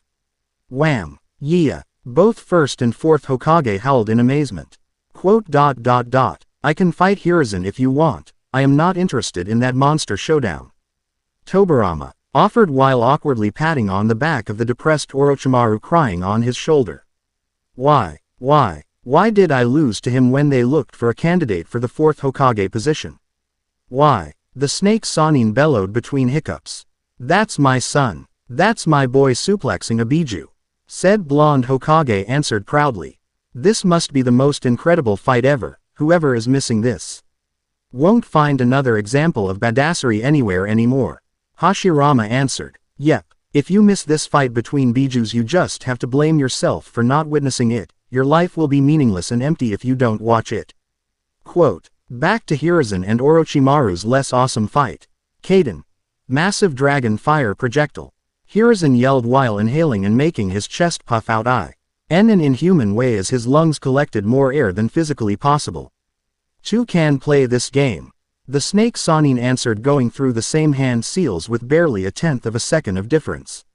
Focusing chakra to their own feet so to not be blasted back by the voluntarily overcharged technique, both men blew out a massive stream of fire, scorching the terrain and turning the whole Aya in an inferno of heat before both jutsus collided midway in a pillar of flames, soon smothered by the now jutsu-controlled Tobirama and his storm of water-made sharks. Sweden. Daikoden no Jutsu. Water release. Great Shark Bullet Technique. The second Hokage then followed by thrusting both hands forward and launching a giant shark of water towards the third. Old you may be, sensei. But a fool can see that you still know how to hold your own in battle, but will you last? Or will you fall by my hands? Orochimaru said, sneering smugly as he himself this time charged Hiruzen. Contrary to you, Orochi-kun, I welcomed my advancing age as a mere bargain for the experience I gained in my long life. To this day even death does not scare me. The third answered proudly and deflecting the man's punch and then answering by kneeling. The Sanin's chin once forced him to lose balance and stumble forward. Hiruzen. Tobirama yelled as he fell between the two, trying to hit the old man the back of his heel and opening a crater between the two once missed the old man's skull of an inch. Not afraid of death? Then let's test this claim of yours. Ugi. Secret technique, sacrificial wall of snakes. Orochimaru replied, unhinging his jaw to open his mouth as wide as he could and puking in front of him a huge mass of snakes that rapidly piled up to form an hissing wall. What are you, sweet and Ugi? Tobirama yelled from behind the third Hokage just as the snakes forming the wall showed the blades sticking out of their mouths. Oh, was all Hiruzen could mutter in an swir as the second Hokage took in an huge breath. Higan Nataki K. Odin. Water release secret technique. Nativity of the primordial waterfall. The resurrected Hokage said is enough water to fill. La Lake went shot towards the old man with bone-breaking pressurized force. The upside of using Edo Tensei, I can force him to use a suicide technique, sensei. But he is already dead so this won't matter. Orochimaru yelled in glee above the roaring of the water. Damn it! Hiruzen cursed as even digging his staff deep on the floor to hold onto it was showing to be useless as the force of the W. Current was still pushing him against the wall of snakes. Tobirama-sensei is converging every ounce of his chakra into water, it's an endless flood. The third thought in alarm as his staff finally gave in getting unstuck making him tumble towards Orochimaru. What now, sensei? The Sannin asked mockingly. Don't take me for dead yet. Kaden. Gokaku no Jutsu. Great fireball technique. The third yelled before launching a huge fireball out of his mouth towards the wall of snakes. That won't take it down, Hiruzen. It's over. Orochimaru answered laughing. Who said I was trying to take down the wall? The third Hokage replied smirking just as the fireball impacted with the wall in a powerful explosion that obscured everything with the resulting smoke and actually pushed back the water for an instant. Kage Bunshin. The old man then said creating a clone outside the stream of water so to switch with it. My, nice way to get out of that situation, sensei. The snack, Sannin said smirking as both wall and water jutsu went dispelled. This is not over. I am going to. Incoming. Shukaku shrieked in fear as his body came falling down on top of the lone, isolate construction both Sannin and Hokage had chosen for their fight. Falling Biju. The sound for keeping the barrier up yelled as one before scattering making the purple walls drop. Quote. My horoscope told me this would have happened. Orochimaru muttered in dismay. Flashback. That exact morning. It was breakfast time and the snake Sannin had just finished drinking his coffee when his eye got caught by the horoscope page on Konoha's newspaper. I wonder what it'll say about my sign. For the ones born under this sign I give a warning. Pay attention to what happens around you, abandon all your plans for the day and stay at home or a tailed beast will fall on your head. PFF'd. Bunch of bullshit, Orochimaru said smirking before throwing away the newspaper. End of the flashback. Present day. Kaboom. With a thunderous sound and an earthquake-like aftershock several thousands of tons of sand demolished the tall construction and buried whoever was too close to ground zero. Sorry, Gigi. Naruto, now back into being human, said sheepishly as he neared the half-buried old man just as he managed to dig his way out of Shukaku's body remains. PFEH. I got sand in my mouth. And in my pants too. Hiruzen answered annoyed as he pulled out a confused Gaara that had awoke thanks to the fall. What happened? The Suna Jinchuriki asked confused. We threw you away with too much emphasis, sorry. Amaterasu answered with a sincere sad expression. Hokage-sama, we saw Orochimaru limp his way outside Konoha but couldn't stop him. A near Anbu said ashamed. Why, we only saw him once he passed the gate. We were distracted by the giant monster fight. The captain answered with a small voice. Then chase him. For the love of God, what do you have those masks for? You were supposed to be elite. Hiruzen barked in answer. Why yes sir. The assembled men answered scampering away to follow their orders. Bunch of masked noobs. And you, the third muttered before glaring at Gaara. If I say that I am sorry, can I go home? My dad the Kazekage is dead so we have no one forcing us to invade Konoha. The young man answered. Quote. It's acceptable. The Jin. Chiriki answered once seen several Suna shinobi nod emphatically in acceptance. Good. Pull this shit again and it will be the corner. For all of you. The old man added with narrowed eyes. We'll be good, Hokage-sama. The whole Suna contingent answered as one before marching away with their heads held low. Now go to your village, I am ashamed of you. Well, it seems like we managed to wrap things up quite nicely. Naruto said smirking. Fighting a Biju has been a great source of experience. Shinobu admitted nodding. I have to admit it, Bug Girl. You can hold your own in a fight. Amate. Rasu said with a proud smile while patting the other girl's shoulder. I was most worried when he swallowed me, but then, well, you know the rest. The Aburame girl replied nodding. Yep, that was awesome. Celebratory fuck. The reincarnated Ninetails asked grinning.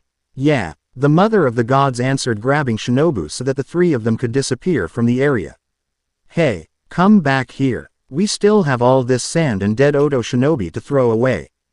Damn it, Hiruzen yelled in rage. Whatever. Call the genin. We got a new D-class mission for them about cleaning up. The Hokage added, groaning. You sure, Hokage-sama? A random Junin asked. It's a boring, tiring and thankless job about throwing away tons of sand and dozens of corpses. We have genin to do this sort of things. The old man answered, walking away. What about the mental trauma of seeing dead people, Hokage-sama? They are child soldiers. Do the math. Quote. Right. Stupid question. Later that day, Naruto's apartment. So you are a goddess? Shinobu asked while drinking her tea. Yes, but I won't stay around too much. Today was an exception as I wanted to see how Ninetails here acted with other people in person. He will be all yours most of the time. I will just pay a visit once or twice whenever I have some free time. Amaterasu answered. How about you? Afraid of having a retired demon lord as a boyfriend? Naruto asked, amused. Not afraid, curious more likely. I would like to hear about what happened the first time you two met. The Aburame girl answered honestly. Wanna become an half-demon? Why would I? What are the benefits? She asked back. Way longer lifespan, greater power and other perks. The blonde man answered. Perks? He talks about mating. Amaterasu explained, huffing. Wanna see a nine-tailed fox make a female wolf howl? He said, waggling his eyebrows. It was a one-time deal. It 0 trillion won happen again. The mother of the gods replied, snarling.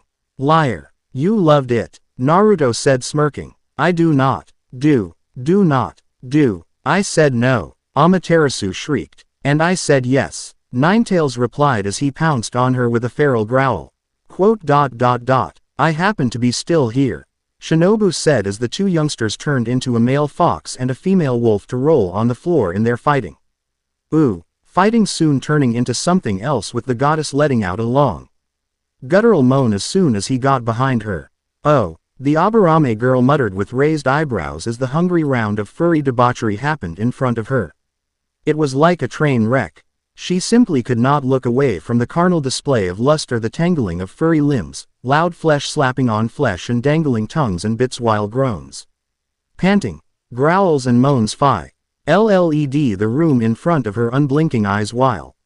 It's fascinating, scarring and nightmares inducing, but fascinating. The girl muttered before finally falling silent to just watch the rapid rethrusting of her boyfriend animal form inside her, apparent rival. Friend something. Wolf form.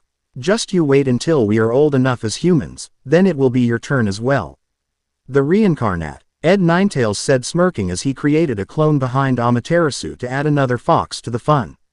For some reason Shinobu couldn't help but almost translate it as a threat. Chapter 4. Oh, Tsunade. Yo, you poor fool. Aburame clan compound. Clan head sighed. Shibi Aburame, clan head of the Aburame clan, was at the moment deep in thought as he sat at the kitchen table with his beloved daughter Shinobu. With both father and daughter calmly waiting for their tea to reach the perfect temperature of their liking. Something is troubling you, daughter. Shibi finally said with a contemplative humming introducing his words. Indeed it is, father. Shinobu answered shortly after. It is because of that girl with the preposterous name of an ancient goddess going around professing her being the second. Since an Aburame never comes second girlfriend of your beloved? He asked. Partly, father, Shinobu said while looking intensely at her cup of tea. I see. It does remember me of a similar situatio. And when I firstly started dating your mother, I too had a rival for her attention. And what happened then, if I can ask? He gently stepped back, conscious that me and your mother were fated to be together. Shibi answered. Flashback. Several years ago, Shibi Aburame, age 20, streets of Konoha, night. I don't think this is a good idea, Shibi.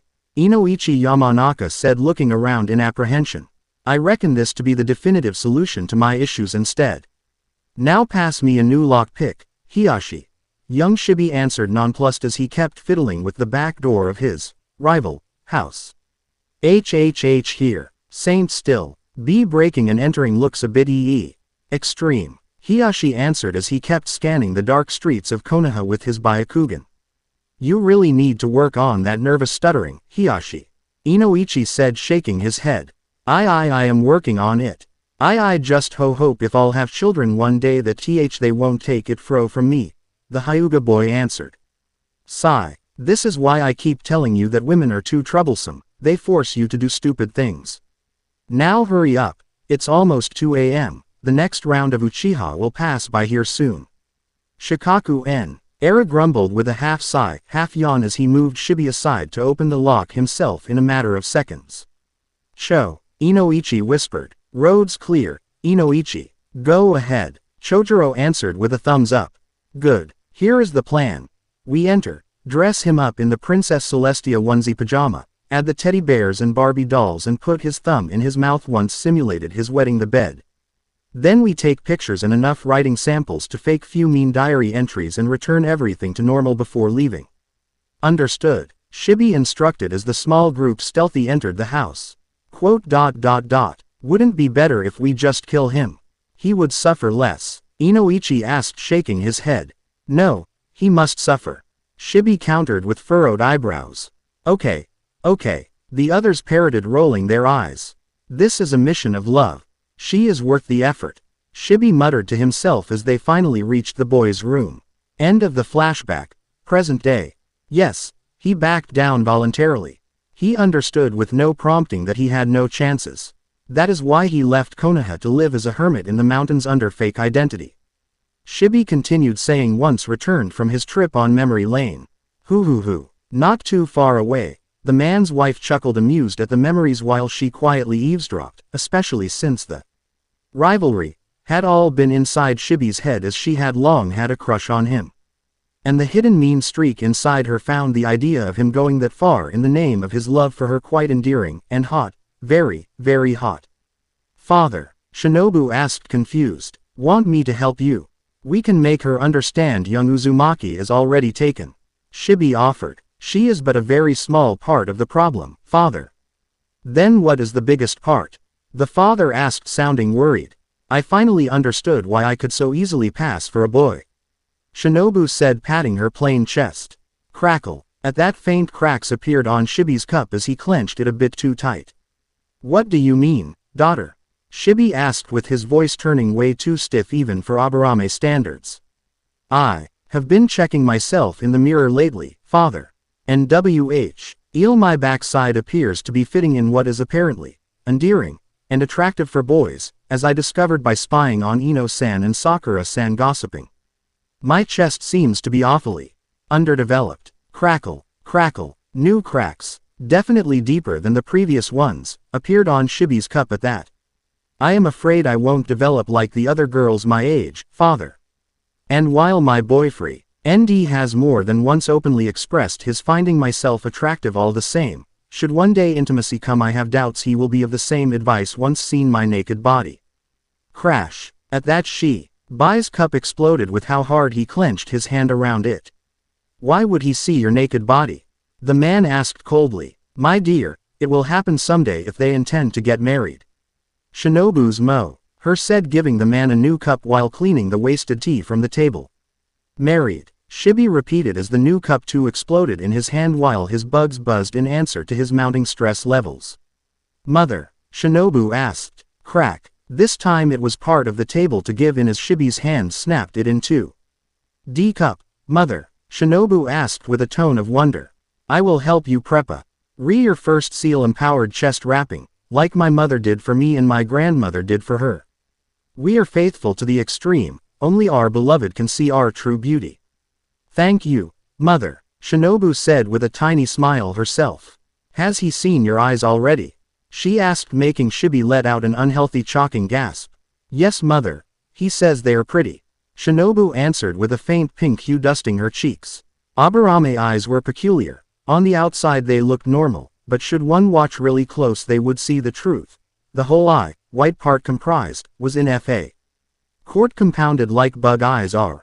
Millions upon millions of microscopic facets that made easier for the Aburame clan members to control their swarm, and so Shinobu's almond eyes too were. You have particularly developed eyes, daughter. How could he see then that they were in fact compound eyes? The woman asked with a knowing tone. We have been practicing our kissing skills, mother.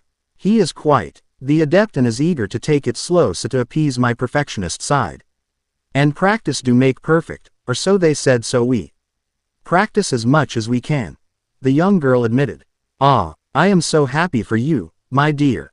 Kissing. Without tongue I presume, Shibi said faintly. Quote. Quote. Daughter. Shibi asked, or more likely begged, again. Quote. We do kissing with tongue and groping, father. That is why my concerns started waiting on me no matter how many times he says to find me beautiful the way I am already. Shinobu said with a low voice. He has a lot to offer, and I was afraid I could not return the favor plenty with my backside only, no matter how apparently he already finds it appealing. Ga. Thud. Please ignore your father, Shinobu. Men unfortunately do cling to our more childish side in a very painful way. I am sure he will come around your being old enough to start notice boys very soon. Now go, you still have your studies and training regimen to finish. Yes, mother, Shinobu answered nodding obediently, and once given their parents a bow, she moved towards the door leading outside. A last thing. Yes, mother, I hope he does give back just as much as you give him. Yesterday you had a very telling white smudge on your lips, you were lucky your father didn't see you lick it away. The woman said with her smile turning more predatory as she watched her daughter freeze abruptly. Quote. He does, mother, he does. The gods gave him that long tongue for a very devious reason, and he understood what it was perfectly. Shivering violently at the memories, Shinobu hurried outside before her face could get too red to be comfortable. Just remember to wait a couple more years before going beyond that. I happen to be too young to be a grandmother, but feel free to probe around and taste all you want. The woman yelled amused, making Shinobu almost trip in her haste to leave as fast as she could without giving a spectacle. Youngsters these days, no control whatsoever, the poor woman said sighing as she closed the furry handcuffs around Shibi's wrists. To carry him on her shoulder. Now, to deal with you. The riding crop waits for nobody. Shish. He then said, carrying the unconscious Shibi to their bedroom. He will wake up soon, and after what she heard, she was in the mood. Meanwhile, with Naruto, Kurama clan household. So you grandfather says, heroes. Last time I fought one he tasted amazing. But my hips are not the ones of that time anymore, so cut the chase and jump in my mouth. All this while talking to a tree because without his glasses he mistook it for the guy. Naruto, reincarnation of the demon lord Ninetails, said laughing uproariously. Ooh, for the love of Naraka's blood lakes. Please tell me you are the only one that knows this. A monstrous entity with giant horns, long fangs and long brown hair moaned in disbelief while face palming with both hands. At that the blond boy looked away while passing a hand on the back of his neck in discomfort. Quote. Everybody knows that story already, isn't it? Ito asked with a sobbing tone. I am sorry, Ito-kun. Naruto confirmed looking uneasy. From the sidelines. Kurenai cleared her throat uncertain. Yes, Naruto asked. How do you know those things? She asked. It's a secret between me and Kyubi. He answered waving her off with one hand like an annoying fly. I see, Kurenai answered. In truth she didn't get what was happening in the slightest. She had been called in great hurry to the Kurama clan's house where the very few remaining embers that had not been killed by Ito's first coming had decided to kill her former student Yakumo, Ito's vessel, in revenge for their fallen clansmen and the almost destruction of their clan. It all went to hell in a matter of seconds of course when the girl's uncle unleashed Ito by accident while strangling the girl, having decided to enjoy the sick pleasure of feeling her life fade from right under his hands. At a step from dying the seals holding Ito back came undone giving the entity full power over Yakumo and her bloodline ability. That went especially bad because the girl's uncle then started slaughtering his helpers himself while under the creature's illusions before snapping his own neck. That was when Kurenai arrived, just in time to see the man behead his last helper before ing his head in a horrifying 360 that killed him instantly. Kurenai tried reasoning with Ito, but apparently Yakumo was still not happy about the woman sealing away her powers, denying her her dreams. Of being a kunoichi and her destroying every chance to fulfill her ambitions to become a genjutsu mistress like Kurenai, her former heroine, was, so maybe in hindsight Kurenai could understand the animosity towards her person. The battle didn't go to Kurenai's favor either, as she had soon found herself bound in one of Yakumo's paintings-based illusions and was slowly being erased alive, a very unpleasant feeling she could testify. When the village Jinchuriki calmly walked in, right in the middle of the deranged dimension of badly mixed and melting paint, Ito had transformed the house living room into. All this with an expression of deep fondness, like somebody reminiscing of happier times of ages ago, plastered on the blonde's face. And now both were talking like friends while sitting at the same table and completely ignoring the trapped Junin right next to them. Things have changed a lot through the years, isn't it? Naruto asked, sighing. What can I say? Ninetails-sama, hell, it's LF has been a mess ever since Yami went destroyed. Now everybody pretty much does whatever they want and everybody tries to not have things implode, but without a proper chain of command this is not easy. Ito answered, shaking his head in sadness. So that is why many of you escaped? Naruto asked. Ito is not a demon, he is the manifestation of Yakumo's ID side, her inner darkness. Kurenai tried saying. He is an ID demon. They latch to the ID side of human brains to feed on their inner darkness, as you call it, like a leech. Only feeding on dark emotions instead of blood, the blonde boy answered.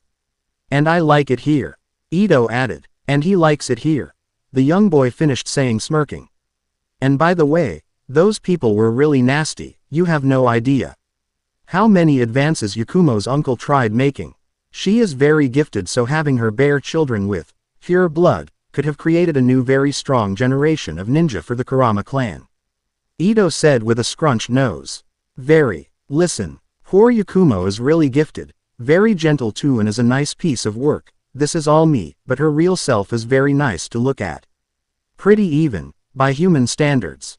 What are you trying to do, Ito, son of Itamaru? Naruto asked with narrowed eyes.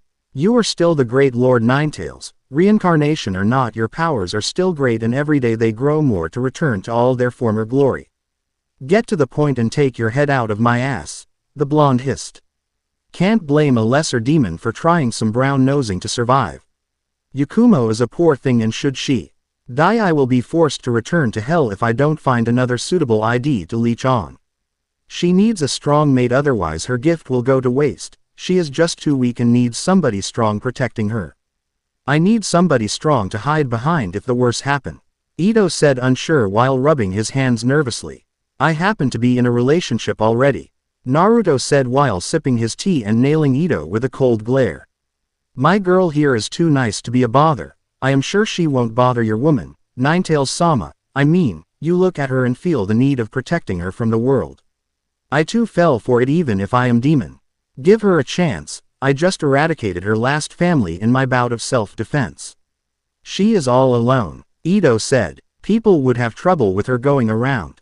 Naruto answered. Technically the Kikaicho bugs of the Aburame clan are immune and cannot fall victim of her illusions. She would just need to live with them. Please, she is the only vessel I can latch on. I am too weak to attack another shinobi, and civilians here have not the grief and suppressed dark feelings I need. Quote. My girlfriend is an Aburame, the clan heiress to be exact. Ah, that makes things more difficult. Quote. Ito said in surprise. Indeed. For now drop the illusion and free little Yakumo, we will deal with the rest a step at a time. Naruto said, rubbing his eyes in annoyance. And what about? The human will stay put. Right, the blonde answered while glaring at Kurenai. If I say yes, you will let me go and stop erasing me? Kurenai asked. Yes. Then okay. I will give her the benefit of the doubt. If Ito stays put and I see no more widespread genjutsu happen until we speak to the Hokage. Fair enough, just do not trick me, Ito answered, dropping illusion and making his feature turn into those of a pretty girl with pale skin and long brown hair. Where am I? Yakumo asked. It's a long story, Yakumo-chan, very long. Naruto said, sighing. Who are you? What is happening? Why Kurenai is here? And why I am surrounded in corpses? Yakumo asked with a shrilly scream of horror. I fixed the demon, now you fix the human. Part of this mess is your fault as well. So it's your duty to clean up and tie the loose ends. I am out. Naruto answered, stretching and moving towards the door. But, Kurenai spluttered in shock at being saddled with the whole situation. And deep inside feeling a bit offended by the vitriol Yakumo said her name with. I was just passing by. You are the one that will get paid for fixing this, so do your job. The blonde answered, opening the door. Wait, at least help me wit. Ta. The reincarnated demon cut her off, slamming the door behind himself. Slam. Damn it, what is happening? Yakumo yelled again. Grumbling in annoyance, the genjutsu specialist pinched the bridge of her nose and took a deep breath to steel her nerves. At the same time, with Naruto, the blonde was calmly walking through the streets of the village when a boy with 4 arms stopped him. Good evening, the boy said. Good evening, what can I do for you? The blonde replied. We are here to kidnap the Uchiha heir. Where can we find him? A kidnapping? Wait a second, Naruto said, looking behind the boy to see other 2 boys, one of which had 2 heads, a bit farther away, that were looking in apprehension at them. Circus in town. Whatever, not my problem. The blonde thought, curious as he created a clone. Go see if Broody can come here for a moment, the original ordered. All right, the bunchin answered, sprinting away. The small group then stood a little in uncomfortable silence until the former demon lord decided to break the tension by clearing his throat. So, first time kidnapping somebody? He asked. We are more used to do escort detail and bodyguard duty, but we were personally chosen by our boss and we had to accept. One cannot say no to the boss they work for, the Oto shinobi said, shrugging helpless. In hindsight, Naruto conceded. Do you know any restaurants near here? If we take long, I would like to have lunch first. The more chubby of the 3 asked, raising his hand. Possibly vegan, one of the heads of the 2-headed boy added. Oh, come on, I can't believe you are still going about that bullshit.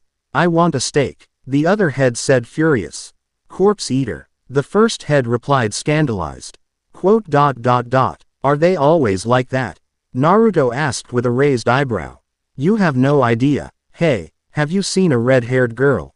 She was with us. Tall like this, nice tits, amazing ass. Swears like a sailor. The 4-armed boy answered. Shove it up your ass, bitch. A new voice was heard as a red-haired girl marched towards them. Clean that mouth, fucker. If you keep spewing shit, people will mistake it for your fat ass.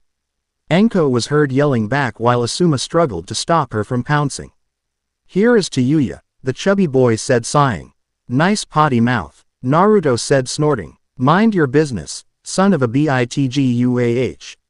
The girl, Tayuya, was about to lash out when the demon lord's hand darted inside her mouth to pull out her tongue. Why, beloved mother is not for you to insult, my dear. Now calm down or you'll have to learn how to swear using sign language. The blonde, showing a perfect gentle smile, said, pulling up her tongue and forcing the girl to stand on her toes. Gay, plu, fagaha, Tayuya spluttered in answer. Please let her go, the 2-headed boy asked, grumbling, annoyed. We don't have all day, the other head added. TCH, goo, you son of a bit, slap. Slap, slap, slap, slap. As Tayuya tried again, she found herself held under Naruto's right arm while his left hand spanked her mercilessly. Now, young lady, you will talk like a proper human being instead of a walking toilet or you will get more, he then said, returning her to her feet. So, sniff, sniff, are you crying? The 4-armed boy asked, surprised. Sniff, hick, I am not. Tayuya, already with red eyes, answered angrily.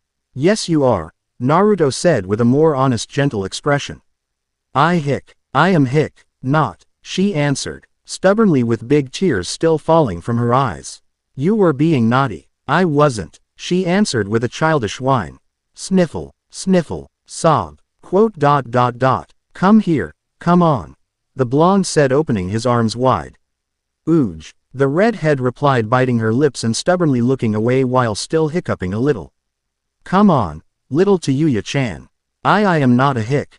A toddler. She said, hugging Naruto and burying her face on his shoulder. You are not. You are a big, bad kunoichi from another village. Everybody fears you. The blonde replied with a soothing tone while caressing her back. "Dee damn right I hick. Am." Chiyuya confirmed with closed eyes as she nuzzled her face a tiny bit more deeply in his neck. "Am I interrupting something?" Sasuke asked, smirking as he, Sakura and Naruto's clone joined the scene. "It also looks like something touching," the pink-haired girl added, cooing. "Just a little moment between me and Chiyuya-chan," Naruto answered, patting the girl's head, making her purr happily in answer. "What did you want to ask me, by the way?" the Uchiha boy asked. "Ah, yes. These gentlemen are here to kidnap you and wanted to know if today was okay for you," Naruto answered, smirking. They asked if they could kidnap me today," Sasuke, looking extremely surprised, asked back. "We weren't supposed to ask," the fat boy said, worried. "Did we screw up?" the four-armed boy added, with his head dropping down in depression. "It's their first time doing this, Sasuke. Be gentle," Naruto said with a meaningful look. Sorry, it's just that they USUA LLY warned me a week before they come to kidnap me. Can we do this tomorrow?" "I have an appointment already," Sasuke, catching on rapidly, answered, looking sorry. Tomorrow. I think it is feasible. 8 p.m. is good for you," the two-headed boy asked, unsure. "Perfect, thank you," the Uchiha boy answered, grateful. "Very well, Chiyuya, let's go. We are going back to our hidden camp," the Oto shinobi with 4 arms said, grabbing the girl's arm. "Okay," she answered, sounding almost sad. "Yes," Naruto asked. If you happen to pass by Oto, this is my address. Even if you just want to write me, you don't have to. But if you want, just to stay in touch, or something," the girl muttered, looking down while twirling a strand of her hair with a finger, once rapidly ribbled her name and address on a piece of paper. "Oh, I will, thank you, Chiyuya," he answered, smirking. "Ahu," she muttered as she and her colleagues calmly walked away.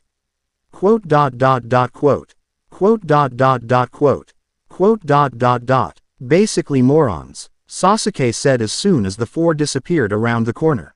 "3 morons and a hidden sub that just discovered being so," Sakura said. "How can you tell?" Naruto asked, curious. "Boys, I can recognize the sound of spanking when I hear it, Naruto. It is not so hard for me to imagine what happened," Sakura answered, huffing, annoyed. "Whatever. We should go tell the Hokage that Orochimaru is trying again to put his hands on you," Naruto answered, shrugging, uninterested.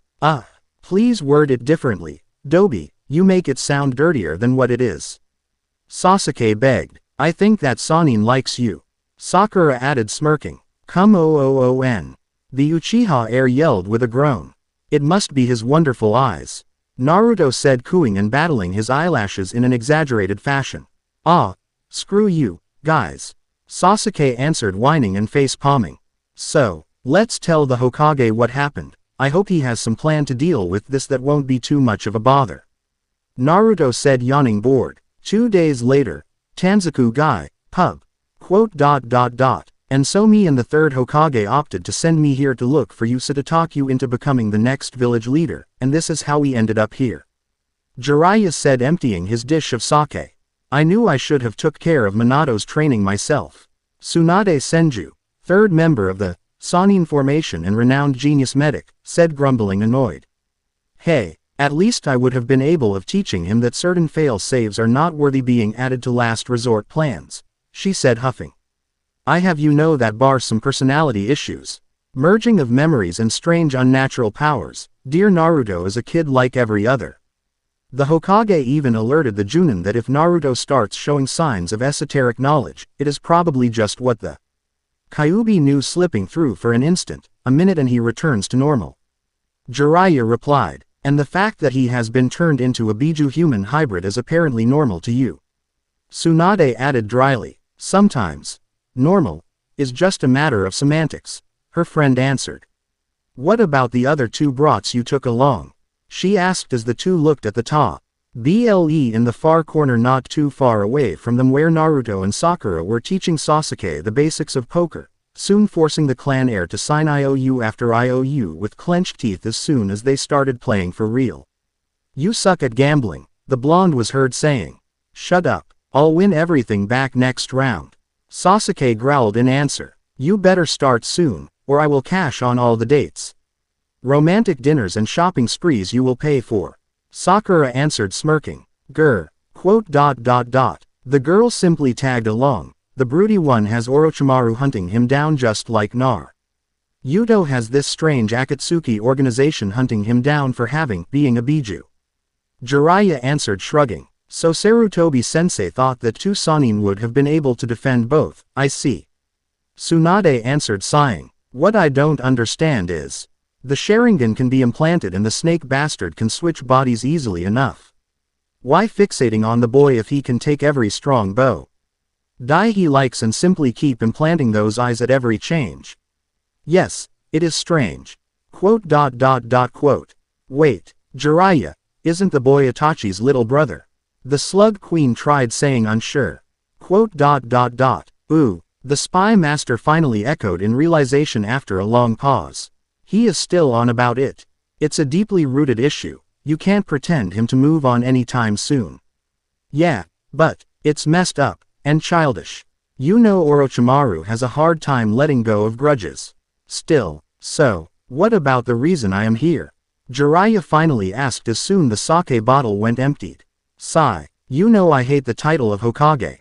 And in a small part the village as a whole, she replied exhaling tiredly. But I have not what it takes to be Hokage, Asuma as well as not ready yet, Guy has refused C. Categorically by admitting his being not Hokage material, and Kakashi almost physically attacked me when I told him he was between the candidates. It's either you or Danzo, and you cannot honestly tell me that the war maniac would be the perfect leader of Konoha. No matter how annoying he is lately with his going on and on about how cool and dashing he would look wearing the Hokage hat. Do not remind me. His crying fit when Sensei became third Hokage has been cringeworthy as hell to look at, especially when he stole the hat and refused to let it go. Tsunade admitted with a scrunched nose. Yep, at least consider it. Jiraiya pleaded. You two refused, you are telling me to choose when I already have my hands tied. I cannot look at that desk and do not think about Minato, sitting there. Sitting there would be too much pain for me. I understand. She answered, patting his back with a comforting smile. So I will give you an answer as soon as we finish breaking the bones of those bastards behind us. Tsunade said, smiling gently as her hand grabbed the pub's counter they were sitting at to uproot it from the floor in a fluid flurry of motion. Okay, Jiraiya said, cheerfully as he leaned back to duck under the wild swing so that the entire counter could violently slam on the chest of the two robed figures behind them and launch them outside the pub. Quote. Glad to see you got my memo about Akatsuki. The spy master said, cracking his neck in eagerness. And I am glad they are wearing such recognizable cloaks. Tsunade replied, cracking her knuckles just as the three genin joined them. My kidnappers are Sasuke's? Naruto asked. Yours. Orochimaru is up there watching.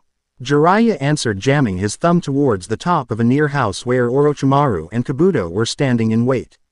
Very well. How do we divide the fight? The former demon lord asked, smirking eager. This is no battle for genin, find a good hiding spot and... Ho. No, young lady, a demon lord's pride doesn't work like that. The blonde boy answered, cutting Tsunade off by grabbing her arm in an iron grip and drawing two tick lines in front of both herself and him in the air using red ink. To her surprise, time slowed down to a crawl while both Akatsuki members showed themselves, being Itachi Uchiha and the infamous Kisame Hoshigaki, making the two almost look like floating in tea. He air with how slow their charge became. Past what to her seemed being few seconds, time returned to flow normally with her and the three genin at a safe distance from the two missing nins just in time to see Orochimaru too join the fight. What the? That was the Veil of Mist, a trick I copied from an old friend of mine. You see, I cannot run away from those two for a very simple reason. She heard the son of Minato say with very non-human looking eyes as his body swelled dramatically and got covered in pale fur until he turned gigantic in sizes. If I turn my back to two mortals, it will mean becoming the laughing stock of Naraka, and I, Ninetails, refuse to give mortals such satisfaction. The now fully transformed Ninetails said, roaring as a sword with several protruding sp. Ikes at the sides appeared above him to be held by one of his tails in a cracking of lightning. Nina strikes. Oh, you meddling goddess. Why you keep doing your worst to make me angry? Ninetails thought furious as he knew Amaterasu was watching and having her fun at his expenses. You go play with your friend, I will keep those two gentlemen occupied until you have done. They are here to capture you. They have been probably chosen especially for their abilities, Jiraiya hissed as Orochimaru summoned the giant snake Manda at his side. Then I suggest you to hurry up and join me. The Demon Lord answered as he lunged forward to try and swallow both Akatsuki members in a single bite only for the two to dodge. Take the fight out. We can't destroy this place. Sakura, she and Sasuke riding Ninetails' head, yelled with wide eyes. Why are you even sitting on my head? Quote, sorry but this is the safest place for me to be at the moment, Sasuke answered nonplussed. Little brother, Itachi said as a manner of greetings. Psycho mass murderer, have you raped any other brain besides mine lately?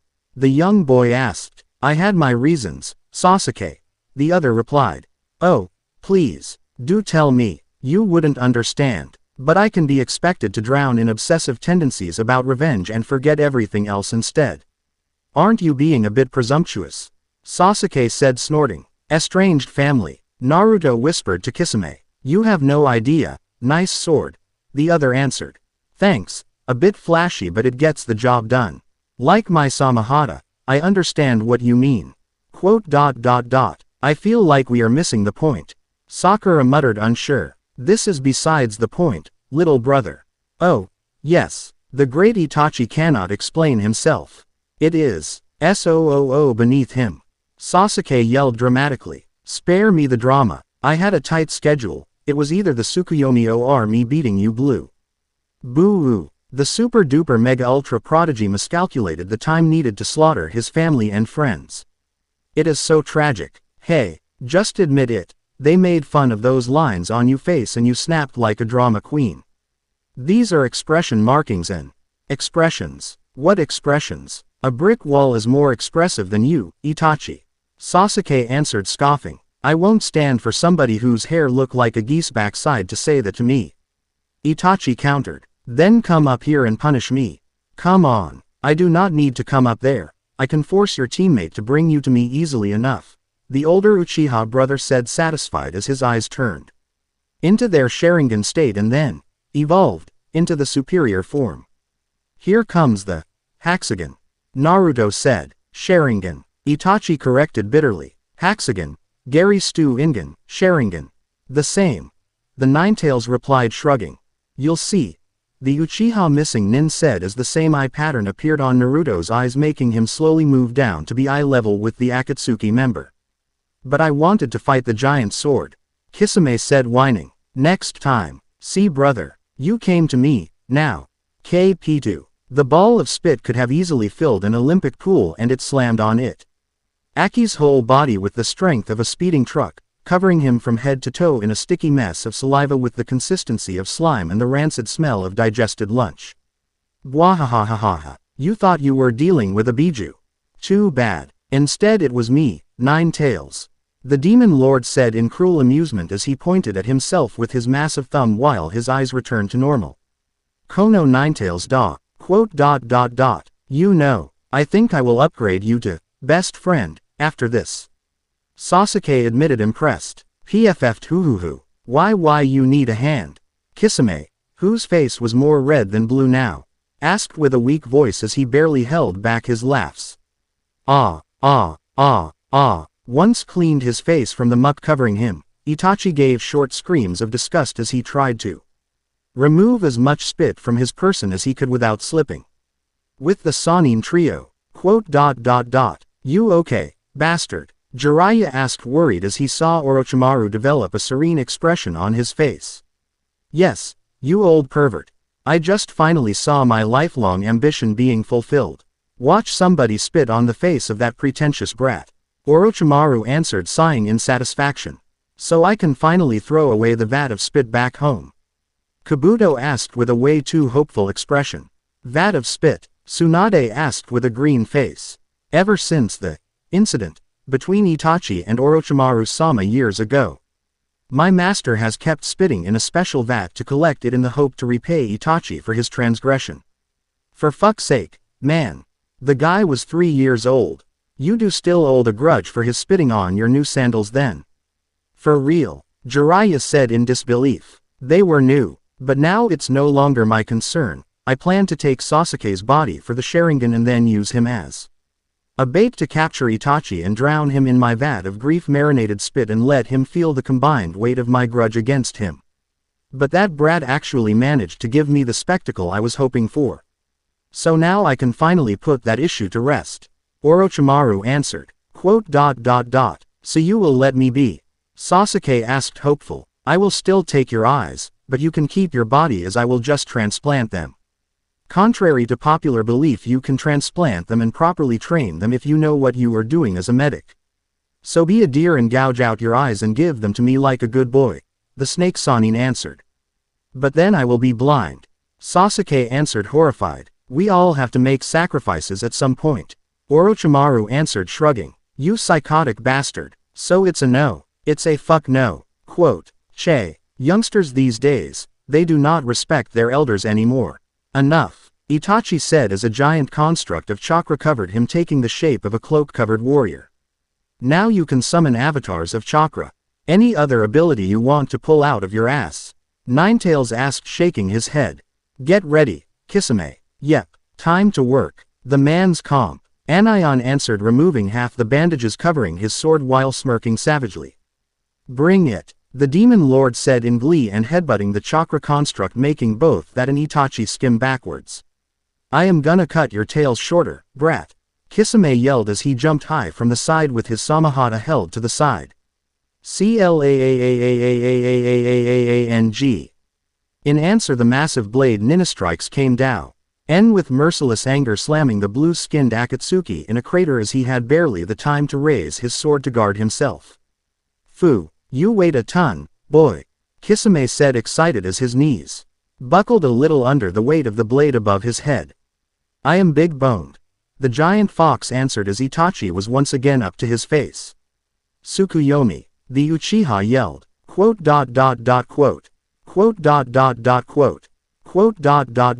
Gia, you disgusting freak, Itachi growled in disgust once the two returned in themselves. Hey, not a fan of furry porn. Brr, your mind is a cesspool. You wanted to peek into my mind, you got my memories of last night. Quote, what are you talking about? Sakura asked, curious. Personal matters, and I would like to see you take part to the fight. Quote, okay, Sasuke said as the cursed say. Al, his teammate. Modified, for him activated, turning his skin gray and his eyes black. Quote, is that lipstick? Sakura asked, smirking. No comment, the other growled in answer. But it does suit you. Thank you, but I still don't want to talk about it. Orochimaru, Itachi roared. Hey, I just gave him a cursed seal. If it gives him lipstick, it is not my fault. It means he is a drag queen deep inside. I am not. Sasuke shrieked in answer as hand-like wings sprouted from his back. Quote, That too is not my fault. Can we please fight? I am starting to get tired here. Kisame yelled Oyed while still trying to not be squished by Ninetails' sword. Whatever. Chidori, Sasuke yelled as in a burst of speed he pounced on Itachi with his right hand covered in black lightning. Peef. Quote, That was very anticlimactic, the young genin said as his jutsu sizzled against the towering Susanoo jutsu around Itachi without piercing it. Susanoo is the ultimate defensive jutsu of the Sharingan, Sasuke. Almost nothing can break through it, especially if elemental-based. You still have a long way to go. Itachi answered, flicking his little brother on the forehead, making him growl annoyed. Hacks. I call hacks, the young boy answered. We'll have this discussion again the day you will unlock this version of the Sharingan, then you'll tell me.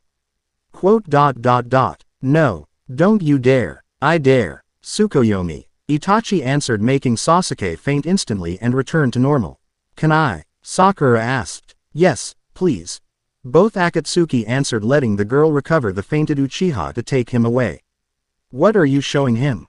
Ninetails asked. The same thing I saw you doing. I think my eyes will be forever spoiled from what I saw. Vergi iiiin. Both Kisame and the giant fox yelled at the same time. I am not virgin. And you get out from under there. Okay, Kisame said, finally jumping away from the giant sword to return to Itachi's side. Meanwhile, Oora ah, Hya, Ma, Nda the snake summon boss shrieked in a high pitch as Tsunade grabbed the tip of his tail and started twirling him around at ludicrous speed. Keep it together, damn you.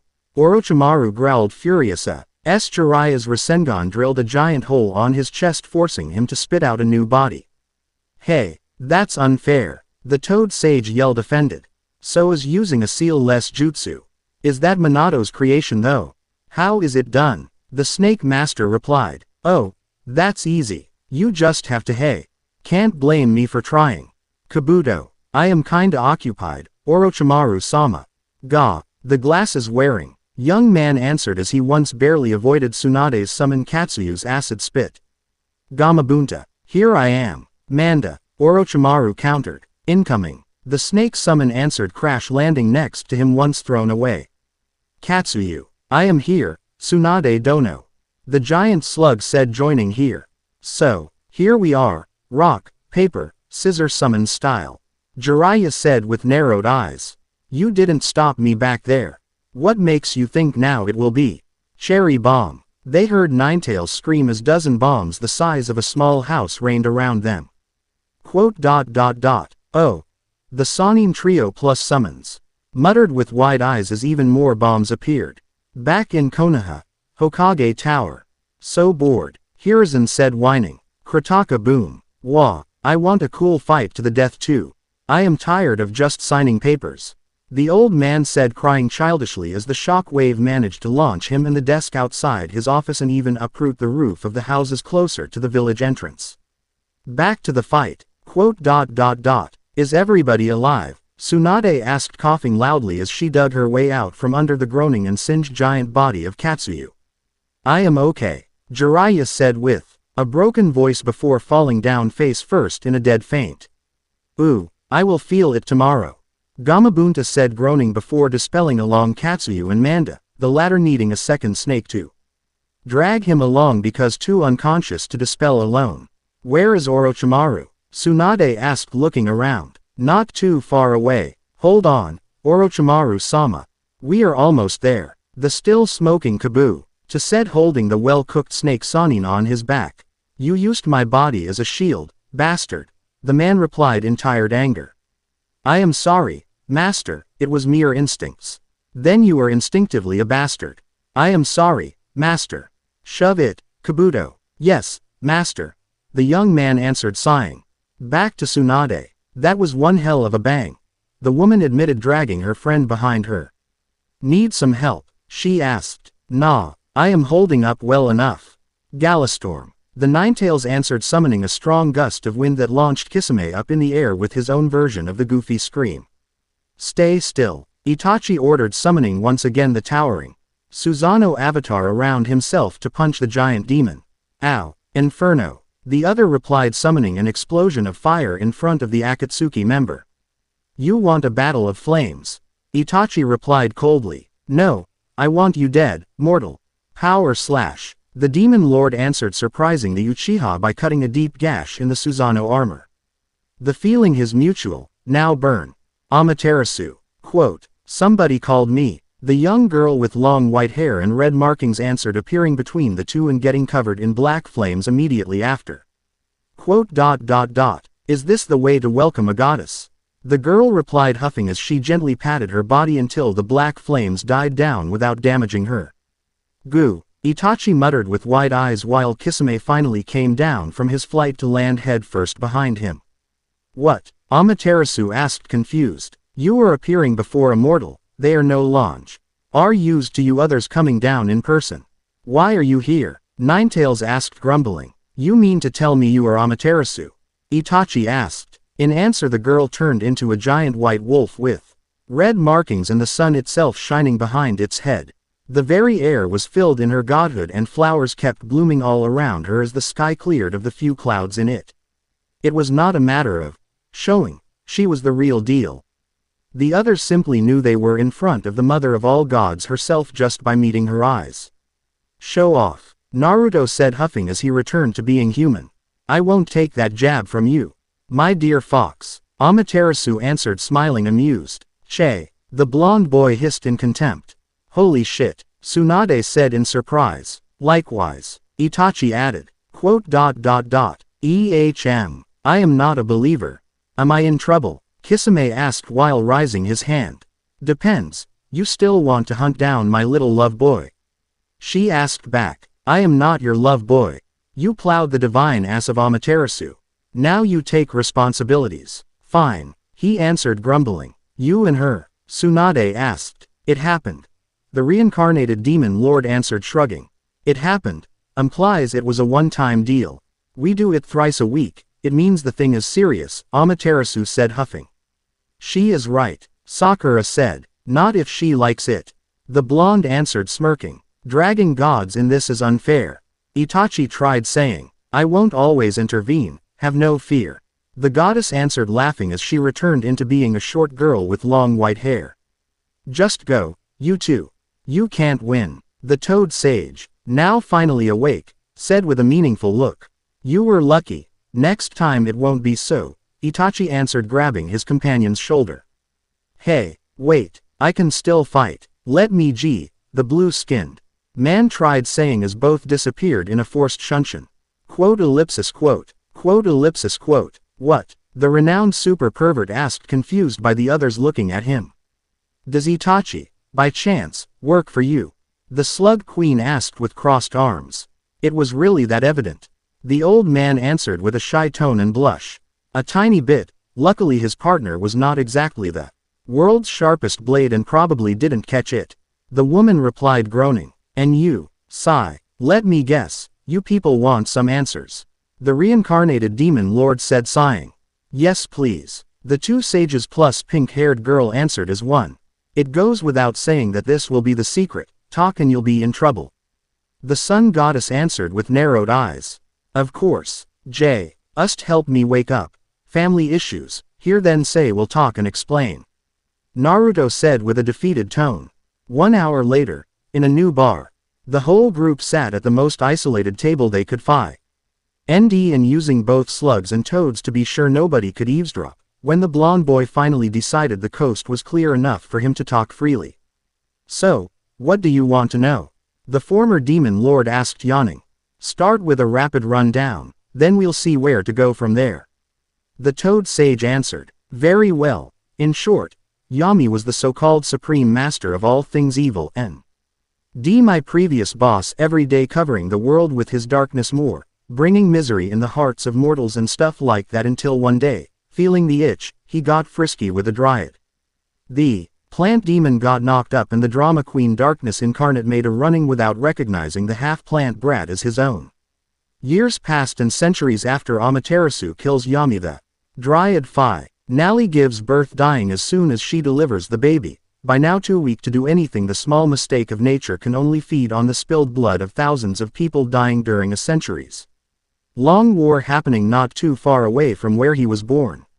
Bloated with blood like the greedy bastard it was, just like Daddy Dearest himself was, the son of Yami, named Fuko. Misery grows into a giant evil tree and tries to devour every life form on the damn planet. Then comes this moon tribe woman that, attracted by the tree's power, eats its only fruit, aka poor Fuko-chan's testicles, and for some arbitrary reason she obtains his powers. Mad with power she then goes all blah blah blah, plans to conquer the world blah blah until she gets pregnant and gives birth. Some time later still, she fuses with the poor bastard Fuku's eunuch tree form to become a full-fledged demon, and once took over the resulting monstrosity she gets sealed inside one of her sons that then splits the so-called Jubi into 9 parts called Biju. One of which is the new body yours truly will then use to be reincarnated thanks to Amaterasu here in her vile plan to turn me into a good guy.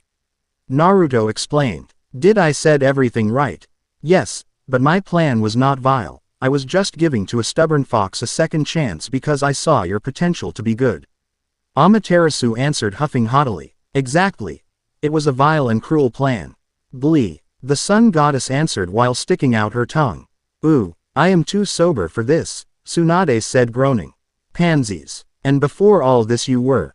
Jiraiya asked confused. One of the generals of the Lord of Darkness Yami. At the time I used to have issues with the gods, so I easily accepted to become a general in exchange of godly powers and the possibility to get revenge. The blonde boy answered. Oh, sounds familiar. Sasuke? He asked smirking. A bit. The other answered sheepish. Let's continue. I need more details.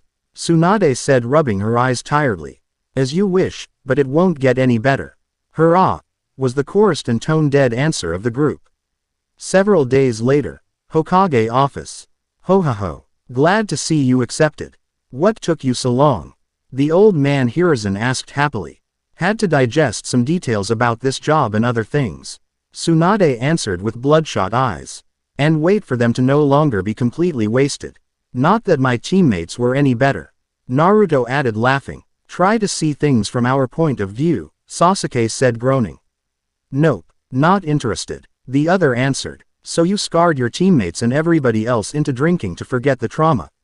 Hiruzen asked with a proud smile. Yup, good boy, the old man said laughing. They are too much alike. The two Sannin muttered sighing. Very well, now that Tsunade clearly accepted the job, it means I can finally retire and spend my days training and hunting like I used to do when I was young. Hiruzen said happily while cracking his back. Hunting animals? Sakura asked. Yeah, those two, sometimes. The old man answered lamely. A new round of groans came in answer for that. Oh, by the way, your girl friend accepted sharing her home with your new friend Yakumo. The former demon lord muttered with bulged out eyes. Good job, lover boy. You were as much a Casanova as I used to be when I was our age to have two girls living together like that. Hiruzen added, giving him a thumbs up. Who, what, how? The young man asked in horror. Don't ask me, it was all Kurenai's doing. Seeing his eyes turning hellish red, Hiruzen and the others dove for cover just in time to dodge his explosive reaction, one far from being amusing to watch closely. Right outside the tower, Kurenai. The clearly not human roar that shook the tower and washed over the whole village caused everybody hearing it to tremble in fear and wonder what could have happened to have the normally earful and friendly blonde boy scream like a monster out for blood. Said woman though knew the reason behind that immeasurable rage, and as she bolted the doors and windows of her home before hiding under her bed, she once again berated herself for her petty answer to the blonde's decision to not help her. Sometimes revenge is not worth it, she muttered, shivering as a new bestial scream made her house tremble heavily. The end. I hope you enjoyed this episode. Remember to subscribe and like this video. See you in the next video.